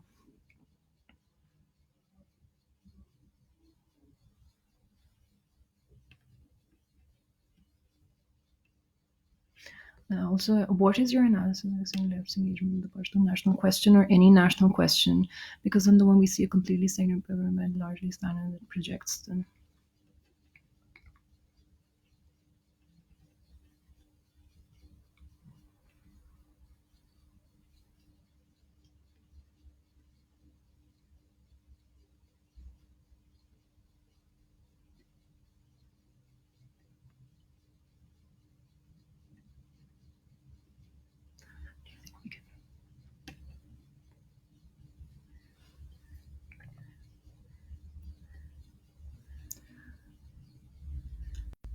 Yeah, Minerva, I do feel that the left needs to engage with the Pashtun national question more, and same as the Baloch question. But as far as the Pashtun national question is concerned, I do feel that I mean, at least I haven't been a part of the left, and I haven't really. I'm sorry, like I will give this disclaimer. I haven't engaged with the left as much because मेरी ज़्यादा left के साथ जो association है, जब मैं आई हूँ दिसंबर के एंड में वापस, तब से मेरी हुई है। तो and I think I have discussed this with you as well, I don't know the intricacies of how the left has been lacking, which is very sad and shameful. But I feel कि जितना मैंने अभी अपने थोड़े time में note किया है, मैंने ये देखा है कि नेशनल क्वेस्ट जो पश्तून्स की तरफ at least, and I think I can't speak for the Baloch. I think definitely उनको वो खुद भी बोलते हैं और उनको बोलना चाहिए, वो अपने आप को बेहतर रिप्रेजेंट कर सकते हैं। लेकिन पश्तून्स का जितना मैंने देखा है, there isn't the kind of support that they have from the left isn't as great as I would expect it to be. I do feel that, and I also feel कि on the ground जो support है वो नहीं exist करता, at least Lahore left में मैंने इतनी कोई इंथुजियाज़म नहीं देखी कि कोई उनकी और उनका ऑर्गेनाइज किया जाए, कोई फॉर एग्जांपल सिट इन और कोई protest, and I think that has a lot to do with the kind of fear that exists as well, and the kind of propaganda and censorship that the state responds with, and also the violence that the state responds with, right?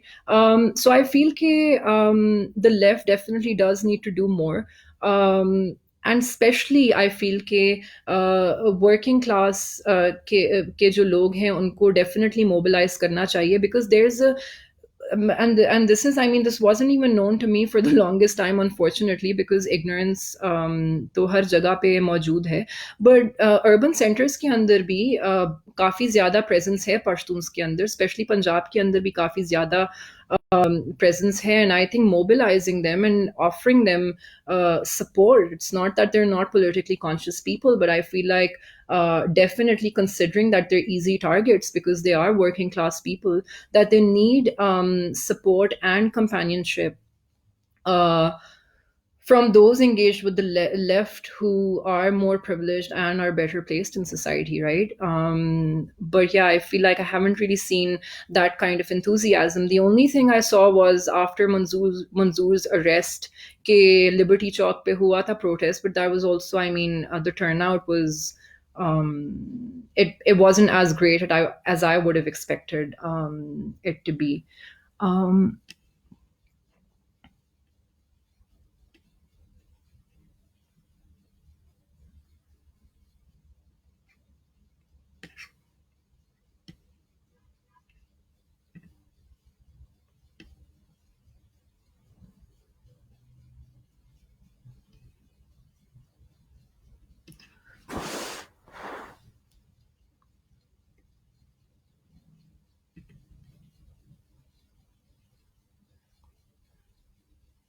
जी, जमाल ख़ान, बिल्कुल, ये मैं भी agree करती हूँ कि state की intervention के बाद स्टेट की इंटरवेंशन पश्तून कल्चर इंटरनली भी, मतलब there are a lot of things that are very flawed with Pashtun culture, but I feel like हमें कभी ये पता नहीं चलेगा कि पश्तून कल्चर किस हद तक इवॉल्व होता, क्योंकि इवॉल्व उसको होने नहीं दिया, उसको इतना इंस्टीट्यूशनलाइज कर दिया, उसको इतना क्रिस्टलाइज कर दिया, इतना पक्का कर दिया उसको, और उसके बाद सिर्फ पक्का नहीं कर दिया गया इंस्टीट्यूशंस के अंदर और लॉज के अंदर। सो बाय लॉज आई मीन, अब एफसीआर क्या था? एफसीआर एक उसी नॉलेज की नॉलेज को पक्का करना था ना, कि नहीं, पश्तून के लिए यही लॉ हो सकता है, ये तो इतने अलग किस्म के इंसान हैं कि इनके ऊपर एक प्रॉपर लीगल सिस्टम या जुडिशल सिस्टम तो ये लोग बर्दाश्त ही नहीं कर पाएंगे, राइट? तो जब आपने इस तरह का उसको वो कर दिया, पक्का कर दिया उनके कल्चर को। उसके बाद वो कल्चर किस तरह इवॉल्व कर सकता, वो हमें ना कभी पता चला, और शायद काफ़ी देर तक हमें पता चलेगा भी नहीं कि किस तरह होता। सो या आई डेफिनेटली एग्री कि स्टेट की इंटरवेंशन एंड इन्वॉल्वमेंट के बाद उस कल्चर को काफ़ी मसले एक इवॉल्व नहीं हो पाया। और दूसरी बात, जिस तरह स्टेट ने उस कल्चरल कुछ चीज़ों के ऊपर एम्फेसिस भी ज़्यादा प्लेस किया। So for example Pashtun masculinity हो गई, या पश्तून कॉन्सेप्ट ऑफ ऑनर हो गया, या पश्तून कॉन्सेप्ट ऑफ बदला लेना हो गया, कि बदले लेते हैं और ब्लड फ्यूड्स होते हैं। आई थिंक उन चीज़ों को इतनी इम्पोर्टेंस दे दी गई और इस हद तक एम्पलीफाई कर दिया गया और वाजे कर दिया गया कि जो बाकी चीज़ें थी उन उस कल्चर के अंदर जो अच्छी थी, उन चीज़ों को आगे लाया ही नहीं गया, उनके ऊपर तो बात की ही नहीं गई। तो ऑब्वियसली मतलब it's about what was emphasised more, what was considered as the primary aspect of Pashtun identity.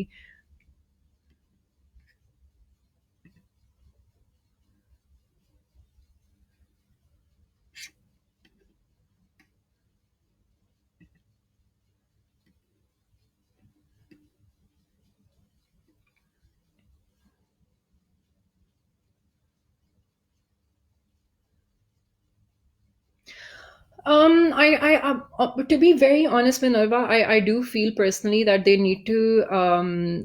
You're right. I think they really need to step back from figures like Ashraf Ghani.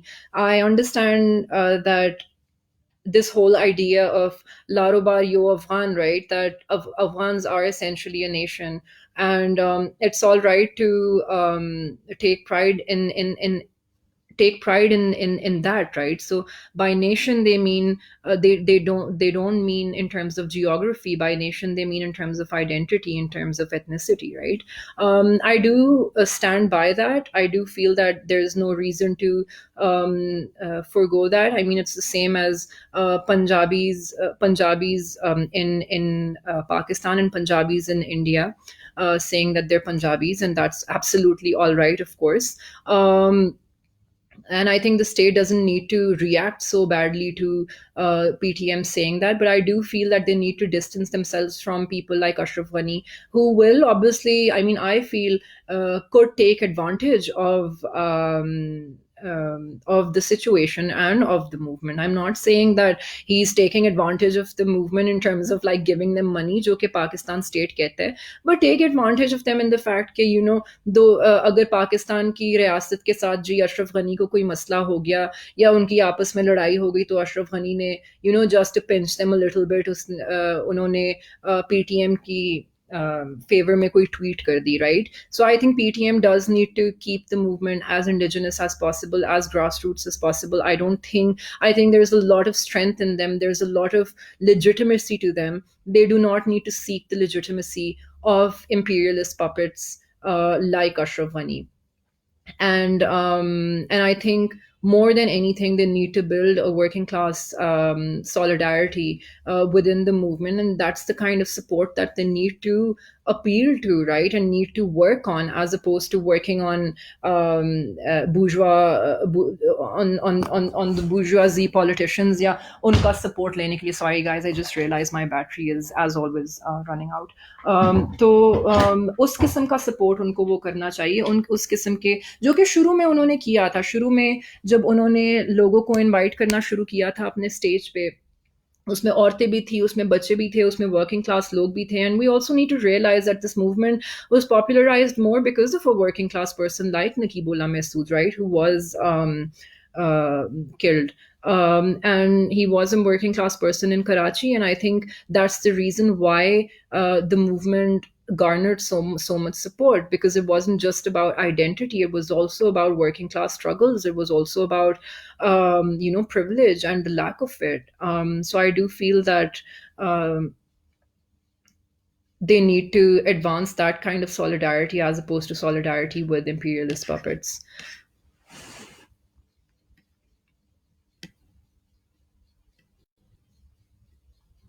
Nasrullah Khan Wazir said, sorry again. Yeah, I definitely think that PTM, while I mean PTM, I think that is something that PTM is doing. कि अपने आप को represent करते हुए वो सिर्फ अपनी political agency को नहीं वो करे, but at the same time वो कल्चर की भी बात कर रहे हैं। और आई थिंक उनकी उनकी जो ये नॉन वायलेंस की एक स्ट्रैटेजी है, that is not just simply कि बस उन्होंने सोचा तो उन्होंने कर लिया, but I think that's a very smart strategy and that's a very politically sophisticated strategy, जिससे I think they're sort of responding, and I think this is something they've talked about as well, right? कि it's their way of responding to these narratives. It is their way of physically talking about this narrative कि we're not violent, we're not going to हम violence कर ही नहीं सकते और ना हम करने वाले हैं, चाहे आप जो मर्जी करें। तो आई थिंक कि वो जो कल्चरल और पॉलिटिकल एजेंसी है, वो represent कर रहे हैं अपनी मूवमेंट के through, and I think it's brilliant. Yusufzai, Ashna, don't you think that there are some hidden forces who are killing innocent people at the Pakhtunkhwa land, just incite them for violence and weaken or try to break Pakistan? Um, I think I did talk about this. Ke people are being incited, कि वो violence की तरफ आएं, और सिर्फ PTM के लोगों को ही नहीं वो किया जा रहा, बट जनरली भी लोगों को किया जा रहा है। So yeah I think I agree with this, but I mean since but I think this is just speculation. Whether or not it's speculation is a different thing, but I'd like to keep things academic. But yeah, I do think personally that that's being done.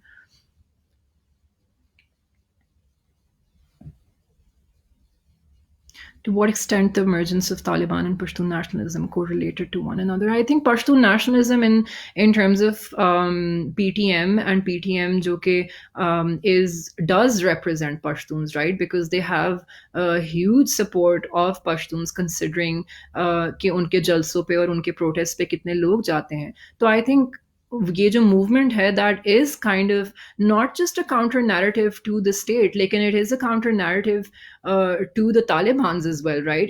They're basically not just challenging the state and its narratives, लेकिन वो तालिबान के narratives को भी challenge कर रहे हैं, and they're based, and that's also why I mean there are sources जिन्होंने मतलब ये ट्विटर पे भी लिखा है, और जनरली कि तालिबान थ्रेटन कर रहे हैं लोगों को अभी भी, and there is some kind of presence of the Taliban in the frontier region, जो कि they are threatening people to stay quiet and not be politically active.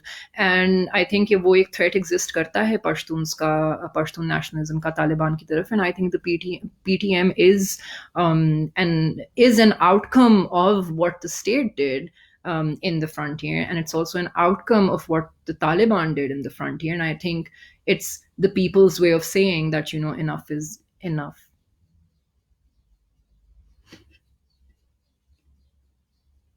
Thank you, Amir Zaman. I try my best, but there's still a lot that I don't know and would like to work on, and perhaps add more to the discourse. Minerva, what is your opinion on how, Minerva, I love your questions, by the way. What is your opinion on how Afghan refugees are demonized in Pakistan, especially given how those refugees lost their homes and had to migrate to Pakistan because of a war that our country supported in their country? Why are Afghan refugees a threat to the nation state project of our national bourgeoisie? Wonderful questions. This requires like a separate, I feel like your questions require a separate, what do you call it, study circle. And I'm thinking of like noting them down and then answering them in a separate study circle if possible. लेकिन हाँ, Afghan refugees को बहुत demonize किया जाता है. I mean, considering the fact that they're still not considered as nationals offered citizenship of the citizenship. They basically exist as undocumented ghosts in the country. There are also reports के उनके जो refugee camps हैं, या जो not refugee camps, but जिन आबादियों में वो रहते हैं, उनके घर अभी तक रेड किए जाते हैं।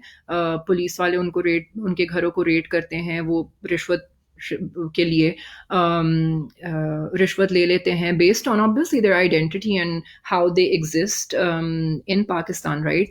कर लेते हैं, and वो पैसे दे देते हैं, and then they go away, and then they come back some other time. It's also interesting कि अभी पिछले एक साल में जितना मैंने नोट किया था, स्पेशली जब बीच में पीटीएम की पीटीएम के काफ़ी जलसे होना शुरू हो गए थे.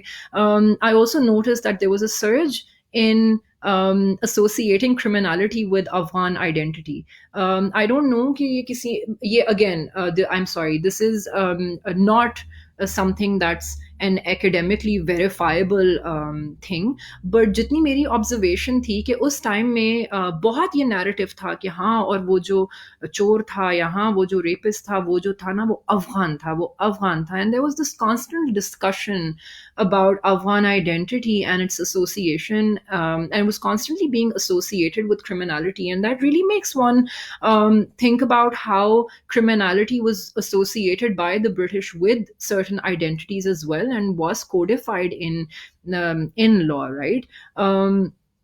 So yeah, I mean, it's really hypocritical, and it's really shameful as well that these people were the reason that they're here in this country is not because हमने कोई तीर मारा था refugees को accept करने का, या हमने बड़ा उनके ऊपर एहसान किया था. The reason that they're in this position currently is because what the state of Pakistan decided to do with its policy towards Pakistan, and how it decided to collaborate with the US government. So, I mean, it's technically, I'm sorry, it is really their doing, right? तो ये जो अक्सर मतलब इमरान खान साहब भी बातें करते हैं कि हमने इतने ज़्यादा रेफ्यूजीज आज तक किसी ने नहीं एक्सेप्ट किए. Well, we had to, right? We had to because we were the perpetrators, and we basically led them to the condition that we pushed these we pushed those people to become refugees, right? So it was an outcome of our policy, and it's great that for once we did take responsibility of it. But then again, we still have no mechanism in place जिसमें हम इन refugees के लिए उसके beyond भी कुछ कर सकें, right? Afghan refugees are a threat to the nation state project because it's, I mean, and I think this is the reason why they're also not being given any citizenship, because I mean, apart from the different identities that exist within Pakistan, jo ke they're wrestling for control, and they're wrestling for autonomy, and they're wrestling for some kind of space within Pakistan. उसके साथ साथ एक Afghan identity भी आ जाए तो वो तो बहुत बड़ा मसला हो जाता है कि ऑलरेडी भी जो हैंडल करने की कोशिश करें वो नहीं हैंडल किए जा रहे, तो और भी हो गए. It also adds, Afghan refugees also add to the Pashtun demographic, right? Depending on obviously के are they Afghan Pashtuns, because Afghanistan ke andar bhi, I know we conflate Afghans with Pashtuns, but Afghanistan ke andar bhi bahut zyada ethnic identities hain. So, but if they're Afghan Pashtuns, then obviously unki collaboration with Pashtun identity, and then Pashtuns ki jo Afghanness hai, jo कि वो कहते हैं कि we're Afghans, right? If that somehow gets more people from the Afghan refugees and wo ek collaboration ho jaye, so that's obviously going to be very problematic as well for these national bourgeoisie, not just in terms of the nation state project, in terms of, who is a Pakistani, but also in terms of, power and votes and क्या कहते हैं the census and कितने पश्तून्स हैं और कितने पंजाबी हैं और कितना कौन है. तो या, I definitely think Afghans are a threat, and that's why we'd like them to be just roaming around with no identification and no citizenship, and as ghosts in the country as opposed to actual citizens. And I think it is something that we need to, and we should offer them if we truly do feel that we're really nice people and we've done them a huge favor. Then I think why not take it to the next step.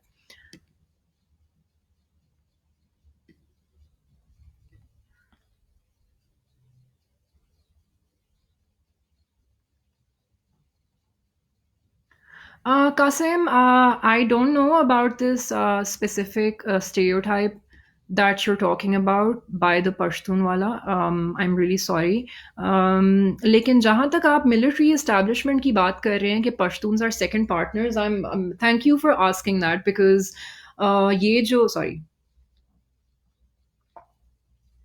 ये जो बात है finally ये मैंने नहीं की क्योंकि मैं एक्सपेक्ट कर रही थी कि ये सवालों में आएगी, और ये हमेशा सवालों में आती है कि मिलिट्री इस्टेब्लिशमेंट में पश्तून्स हैं तो आप लोग क्या कहते हैं कि आप लोगों के पास पावर नहीं है. There are two things. I hope I don't like remember a third one and then ramble on. But the first thing is that the whole idea of the only, आप जब किसी को पावर देते हो आप power बहुत सोच के देते हो, right? This is also a way of, I mean, the same way that Khans and Maliks were given power to rule over Pashtuns for someone else was a policy, right? It wasn't because they liked just a few Pashtuns and unko ji zameenein de di, right? It's the same way Pashtuns, my analysis of this is that Pashtuns who are so-called second partners in the military are because they are a way to, help the establishment exercise control over these areas, right? These people can be the eyes and the ears and the mouthpieces, but in this case, eyes and ears, of the establishment in these Pashtun areas, right? सो आप एक ऐसी elite create कर देते हो एक उसके अंदर, इदारे के अंदर, जो कि एक ऐसी कम्युनिटी से होती है जो कि बहुत अप्रेस्ड होती है. आप उस अप्रेस्ड कम्युनिटी से 5, 10, 15, 20 लोगों को उठा लेते हो, उनको पावर दे देते हो और उनको कहते हो कि अगर तुम्हें, और उस पावर का ना थोड़ा उनको मजा भी आ जाता है, ठीक है, जिसको कहते हैं कि चस्का आ जाता है पावर का. तो जब पावर का उनको मजा आ जाता है उसके बाद उनको कहते हैं कि अच्छा अब तुम्हें मजा आ गया, तुम बहुत कंफर्टेबल भी हो गए हो इस प्रिविलेज में और इस पावर में, तो how about you now exercise control over these oppressed people even more, right? To कि हमारी पॉलिसीज तुम जाके इन जगहों में लगाओ, बिकॉज तुम्हें तो कल्चर भी समझ आते हैं, तुम्हें तो जबान भी समझ आती है, तुम्हें तो जनरली नेविगेट भी करना उन एरियाज में तुम्हारे लिए बहुत आसान होगा. तो my analysis is that that is one reason why there are a lot of Pashtuns in the bureaucracy and the military establishment. The second thing, the whole knowledge production जो कि मैंने बात की थी, the construction of Pashtun identity as a martial race, right? Basically saying that Pashtuns are amazing at firing guns, and feuds and fights and war and militancy, and there's nothing else that they're good at. There's nothing else that they've done in their lives. और तो कुछ है ही नहीं ना associated with Pashtun identity, right? So then when you make them, I wouldn't say stakeholders, when you give them some kind of space in the military establishment, you're also sort of feeding into that idea, right? Martial race theory tied to giving them space in the military establishment, this is the only kind of function that you can perform in this country, and that is to be a part of the military, and that is to be a part of the military on our terms. You cannot be a part of the military on your own terms. So that is my response to that, and that is my analysis of this whole thing कि जी वो काफी majority है पश्तून्स की military के अंदर. ओ जोर से बोल, सॉरी सॉरी सॉरी, मैं पीछे हो गई थी थोड़ा सा.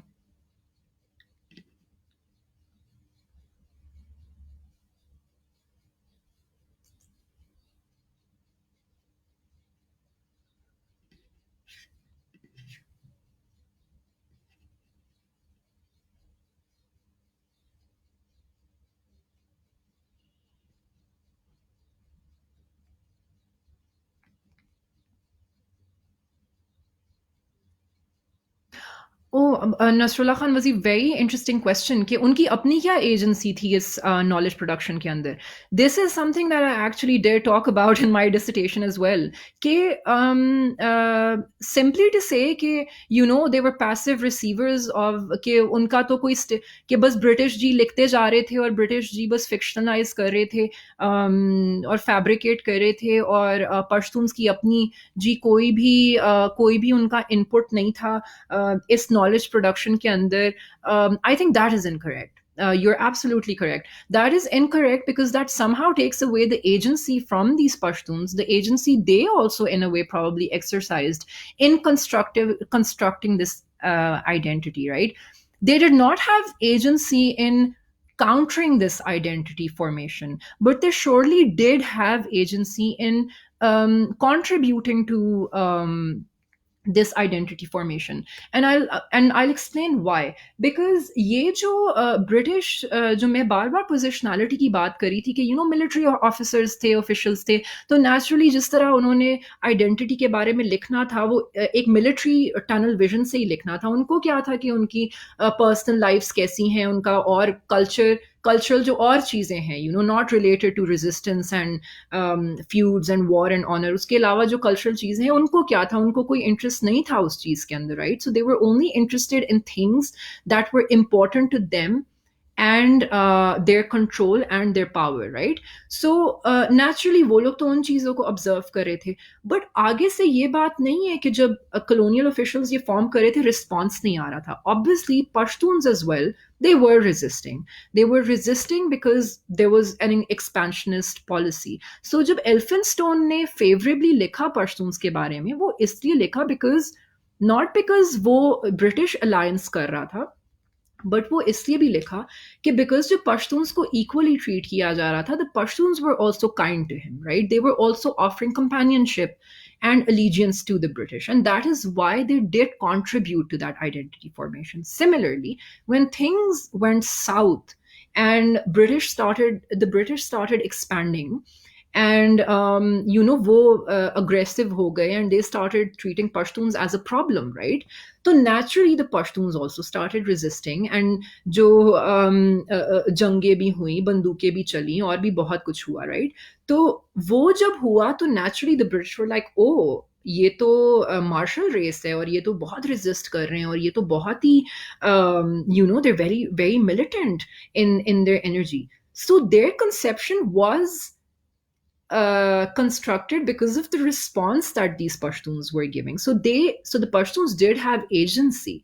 They were responding, and somehow those responses were being recorded in how the British were perceiving the Pashtuns, right? But the problem is that perception was very limited. वो एक holistic understanding नहीं थी पश्तून्स की, वो एक बहुत military tunnel vision जिसकी military officials की, उनके interests की और उसकी तरफ जो resistance आ रही थी, obviously resistance आती है, उस रेजिस्टेंस का एनालिसिस था और वो रिकॉर्ड हो रहा था.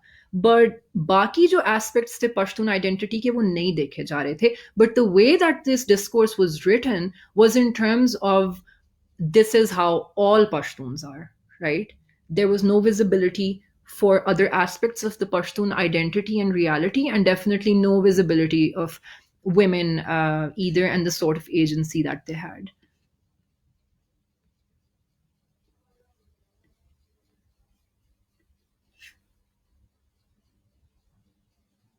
No problem, Nasrullah Khan Wazir. I think your question was brilliant.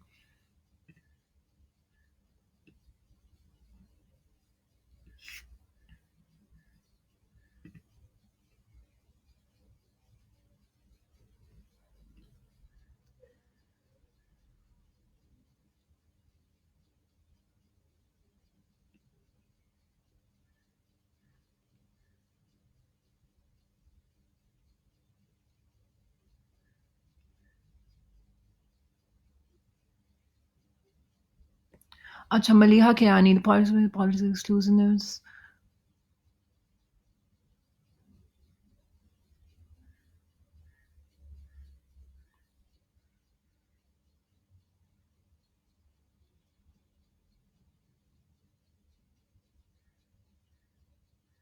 Maliha, to answer your comment,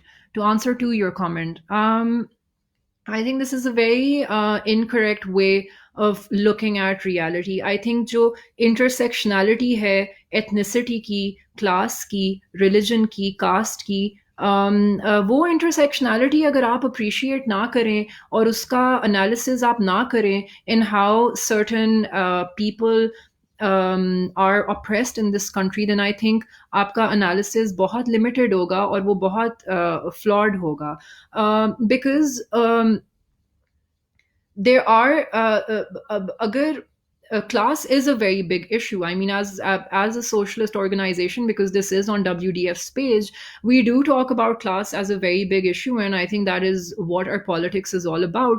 But I think to not appreciate कि जब ethnicity एक ethnically oppressed group, और जब एक की collaboration की sorry, जब एक working class बंदा जो कि वर्किंग क्लास भी हो और बलोच भी हो, या वर्किंग क्लास हो और पश्तून भी हो, तो वो जो ऑपरेशन है वो एक डबल ऑपरेशन हो जाती है, वो एक ज्यादा इंटेंस ऑपरेशन हो जाती है, बिकॉज उसके अंदर दो ऑप्रेस्ड आइडेंटिटीज और दो ऑप्रेसिव स्ट्रक्चर्स आ जाते हैं, right? So I think we can't just simply say कि नहीं नहीं, let's just look at one and not look at the other.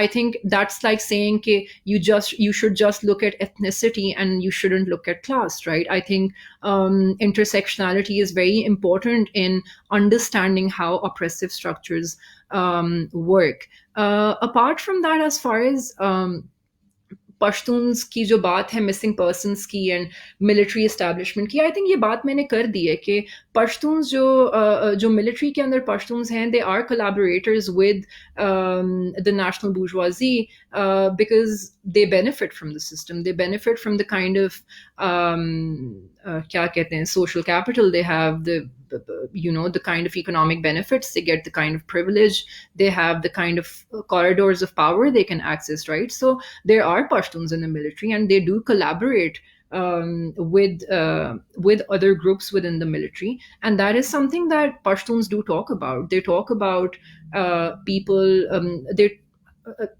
there's a poem, there's a couplet in a poem that says ما خو ویل چې کا میدان ته به دشمن را درومي خدا خو خپلوان راغلي دي ګرانه, right? So that basically means that I thought that only my enemies will come to the battlefield, but when I entered the battlefield, when I got to the battlefield, I saw that my own blood was also there, right? My companions, my friends were also there. So I think that beautifully summarizes this whole idea that your own people can also be collaborators in the oppressive structures that are unleashed on you, and not just in the military establishment but also in political circles. There are many parties, Pashtun parties, that are now speaking up against atrocities against Pashtuns, but were very much quiet when these atrocities were happening and only started speaking up when PTM came into existence. So it's wonderful that the PTM is calling them out. I don't yeah. So yeah, I think that both can't be both have to go hand in hand.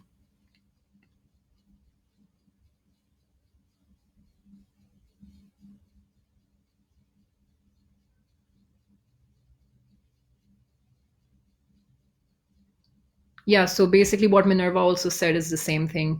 That yes, while PTM is, I mean, yeah, this is something that we need to realize. PTM is one of many political expressions of Pashtun, what do you call it? Political expressions of Pashtun resistance to the state. It is not the only expression to expression of Pashtun resistance to the state. There can be many other forms of resistance coming from within the community towards the state. That can be in terms of that can take any form of structure, that can follow any kind of program. So I think that needs to be understood as well, that there are many maybe that PTM does not represent, right? And for that they need to form their own kind of movement, their own kind of resistance, and find because I mean and have their own kind of niche. Definitely, Minerva. Murad Saeed is definitely a collaborator, and I did like have one of his statements written down, and I wasn't going to like say it, but I think I would love to now because the fact that you mentioned it.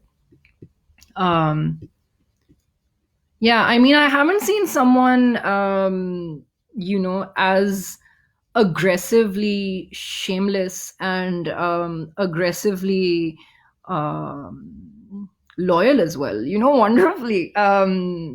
As Murad Saeed, God bless people who have, cheerleaders like Murad Saeed on their side, because, what else do you need?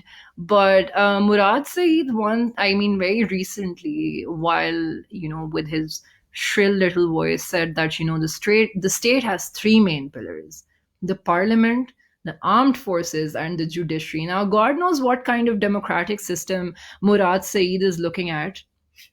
Uh, लेकिन क्या कह सकते हैं मुराद सईद के बारे में? So yeah, I mean, he must be given like a lot of power, a lot of legitimacy, a lot of things, that matter to people who, drunk with privilege and drunk with power, um, become so comfortable with that kind of privilege that they shed, that they just forego or just don't care about, just being horrible human beings. I have no academic word for like describing Murad Saeed, but yes, I think he's one of the many who have collaborated with the dominant, to oppress the other. Govinda, ठीक है, Basit Ali Saab. Govinda is a legend, but anyway, that's not the point here. Um, Masood Masid.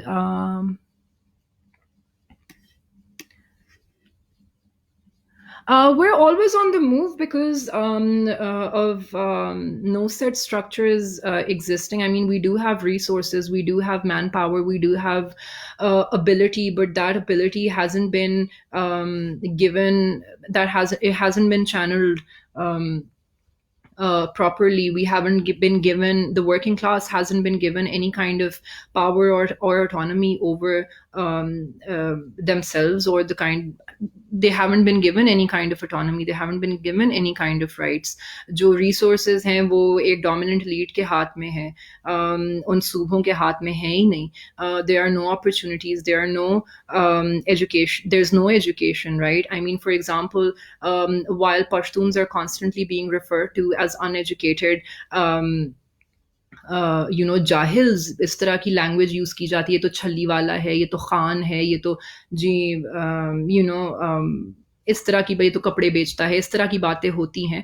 लेकिन कोई ये नहीं पूछता कि एक गांव में आपका स्कूल जो है वो किधर है, और उस स्कूल को रीच करना, उस स्कूल तक पहुंचना कितना मुश्किल है या कितना नहीं है, या वहाँ पे इंडस्ट्री किस तरह की है, वहाँ पे किस तरह की अपॉर्चुनिटीज़ हैं. और जब आप वही अपॉर्चुनिटीज़ ढूंढने किसी और शहर जाते हो, जहाँ पे आप एक ऑप्रेस्ड माइनॉरिटी हो, तो वहाँ पे भी आपको किस तरह की रेजिस्टेंस मिलती है from the dominant elite to work or to exist or to just hone your skills and be your own person. So yeah, I think it's a very even more so now, I think it's a very difficult time to be a Pashtun in Pakistan. And especially for working class people, there exists a huge threat, not just to their livelihoods, but also to their lives, as we have seen.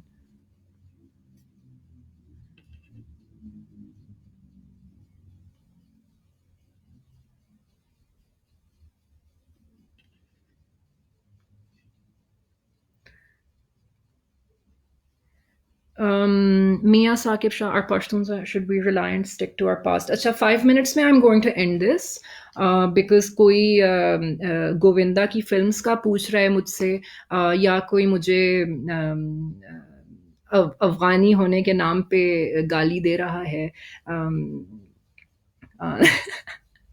I'm actually shocked that this didn't come sooner, to be honest. Like, I'm amazed at how many positive people are on here and are being respectful.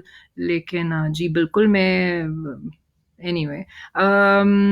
I think no, the whole idea of this study circle was to say that we can't stick to our past, that we have been made to stick to our past and stuck in our past, और हमें आगे नहीं जाने दिया गया, कि हमारी existence को, हमारे कल्चर को सीमेंट कर दिया गया, जिसकी वजह से हमारे लिए आगे निकलना बहुत मुश्किल है. तो या definitely a step forward is needed.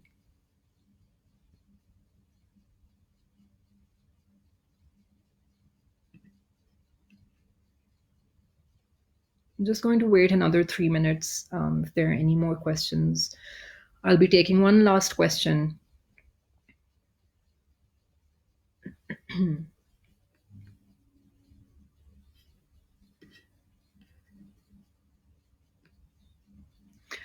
On, I think on a concluding note, जो कि Georg और Minerva बात कर रहे थे, I think it's something that I'm going to sit and obviously think about as well. But I think कि एक PTM either needs to collaborate with working class people and talk about working class issues more in a clear manner. Um, because I feel like जो कि I do obviously agree कि जो basic उनकी survival है वो इस वक्त इतनी in question है कि maybe they haven't moved on to a point where they talk about working class struggles, right?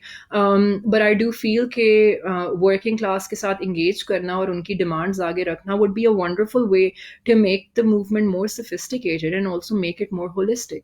If that can't be done, of course, like I said, कि you know working class एक अलग अपना वो कर सकती है, because I do feel कि the Pashtun working class has many unique issues, right? So for example, अभी किसी ने ऊपर बात की थी कि माइग्रेशन का मसला आ जाता है, राइट? कि they have to move to other cities and not just cities, they have to move to other countries and literally stay in those countries for years and years. उनके बच्चे बच्चे बड़े हो जाते हैं, उनको 2-2 3-3 साल वो देख नहीं पाते, you know. So what kind of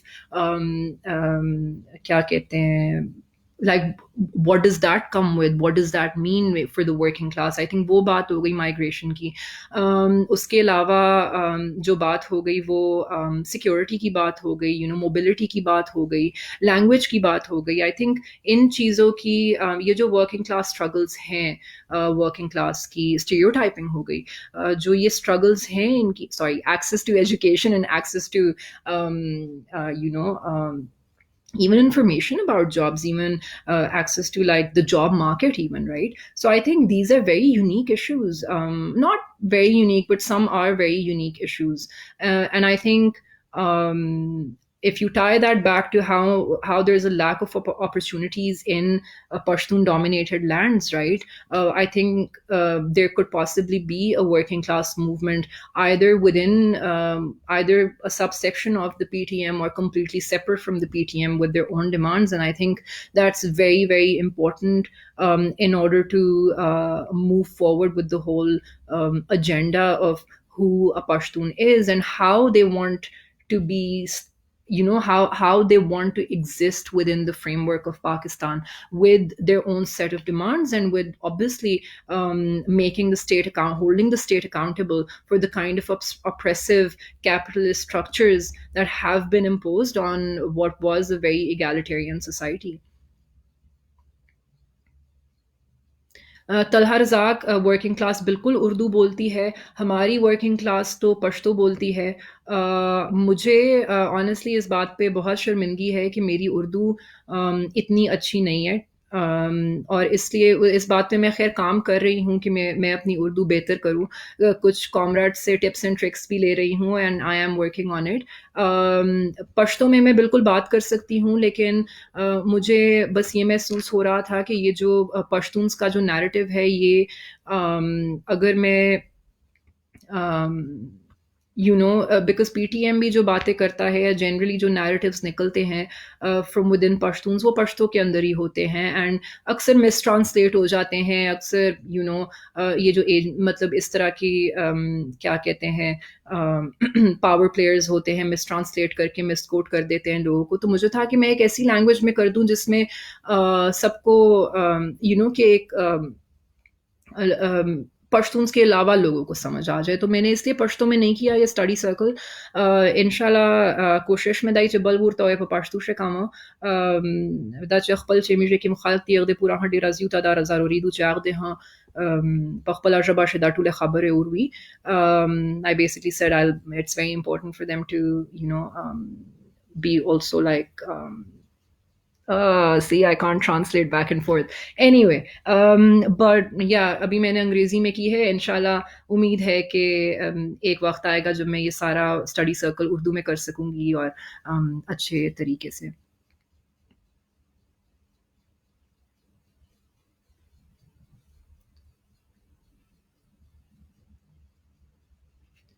Okay, guys. I'm going to sign off now. It's क्या कहते हैं, 5 बज गए हैं और मैंने काफ़ी बोल लिया है, मेरा गला भी काफ़ी ख़राब था, तो अभी थोड़ा थोड़ा गले में मेरे दर्द भी होना शुरू हो गई है। तो लेकिन ज़्यादा ये बात है कि मैं काफ़ी देर तक बोलती रही हूँ और 2 घंटे का इसका टाइम होता है। इसके अलावा इस पेज के ऊपर मैं कुछ रिकमेंडेड रीडिंग ज़रूर पोस्ट कर दूँगी। कुछ बहुत ज़बरदस्त रीडिंग्स हैं जो कि मैंने लिस्ट पे नहीं डाली, बिकॉज़ मुझे ये भी शक है कि आप लोगों को जो 2 मैंने रीडिंग्स पढ़ने को कहा भी था, वो भी शायद आपने ना पढ़ी हों। लेकिन इंशाल्लाह आगे आप ज़रूर प्लीज़, जो 2 रीडिंग्स हैं वो बहुत ज़बरदस्त हैं। आई हाइली रिकमेंड देम, वो पढ़ लें और बाकी भी मैं लिस्ट के ऊपर ऐड कर दूँगी, ताकि अगर किसी ने और इस बारे में they would like to find out about these things or read up more about these things, तो obviously they can feel free to do that. अगर आप लोग मुझे कोई educate करना चाहते हैं या सिखाना चाहते हैं, I'm always open to learning and finding out about new things, because obviously I'm also a young, I wouldn't even call myself a researcher, but chale, I am a young researcher and very open to new ideas and knowledge and information. So yeah, बस अपना ख्याल रखिएगा। Thank you so much for tuning in. हमारा अगला lecture series, lecture number 3 जो है वो Minerva का होगा, एंड आई थिंक होपफुली वो सैटरडे को एक कर रही हैं और एक संडे को कर रही हैं कोरोना वायरस के ऊपर, एंड एक उर्दू में होगा, एक इंग्लिश में होगा। उनकी उर्दू बहुत ज़बरदस्त है, तो क्या कहते हैं, उनकी उर्दू बहुत ज़बरदस्त है, and hopefully someday I can speak the same kind of Urdu as her and obviously address you in a language that's easily accessible and is obviously yeah, easily understandable. So yeah, khuda hafiz, khudai paman, goodbye.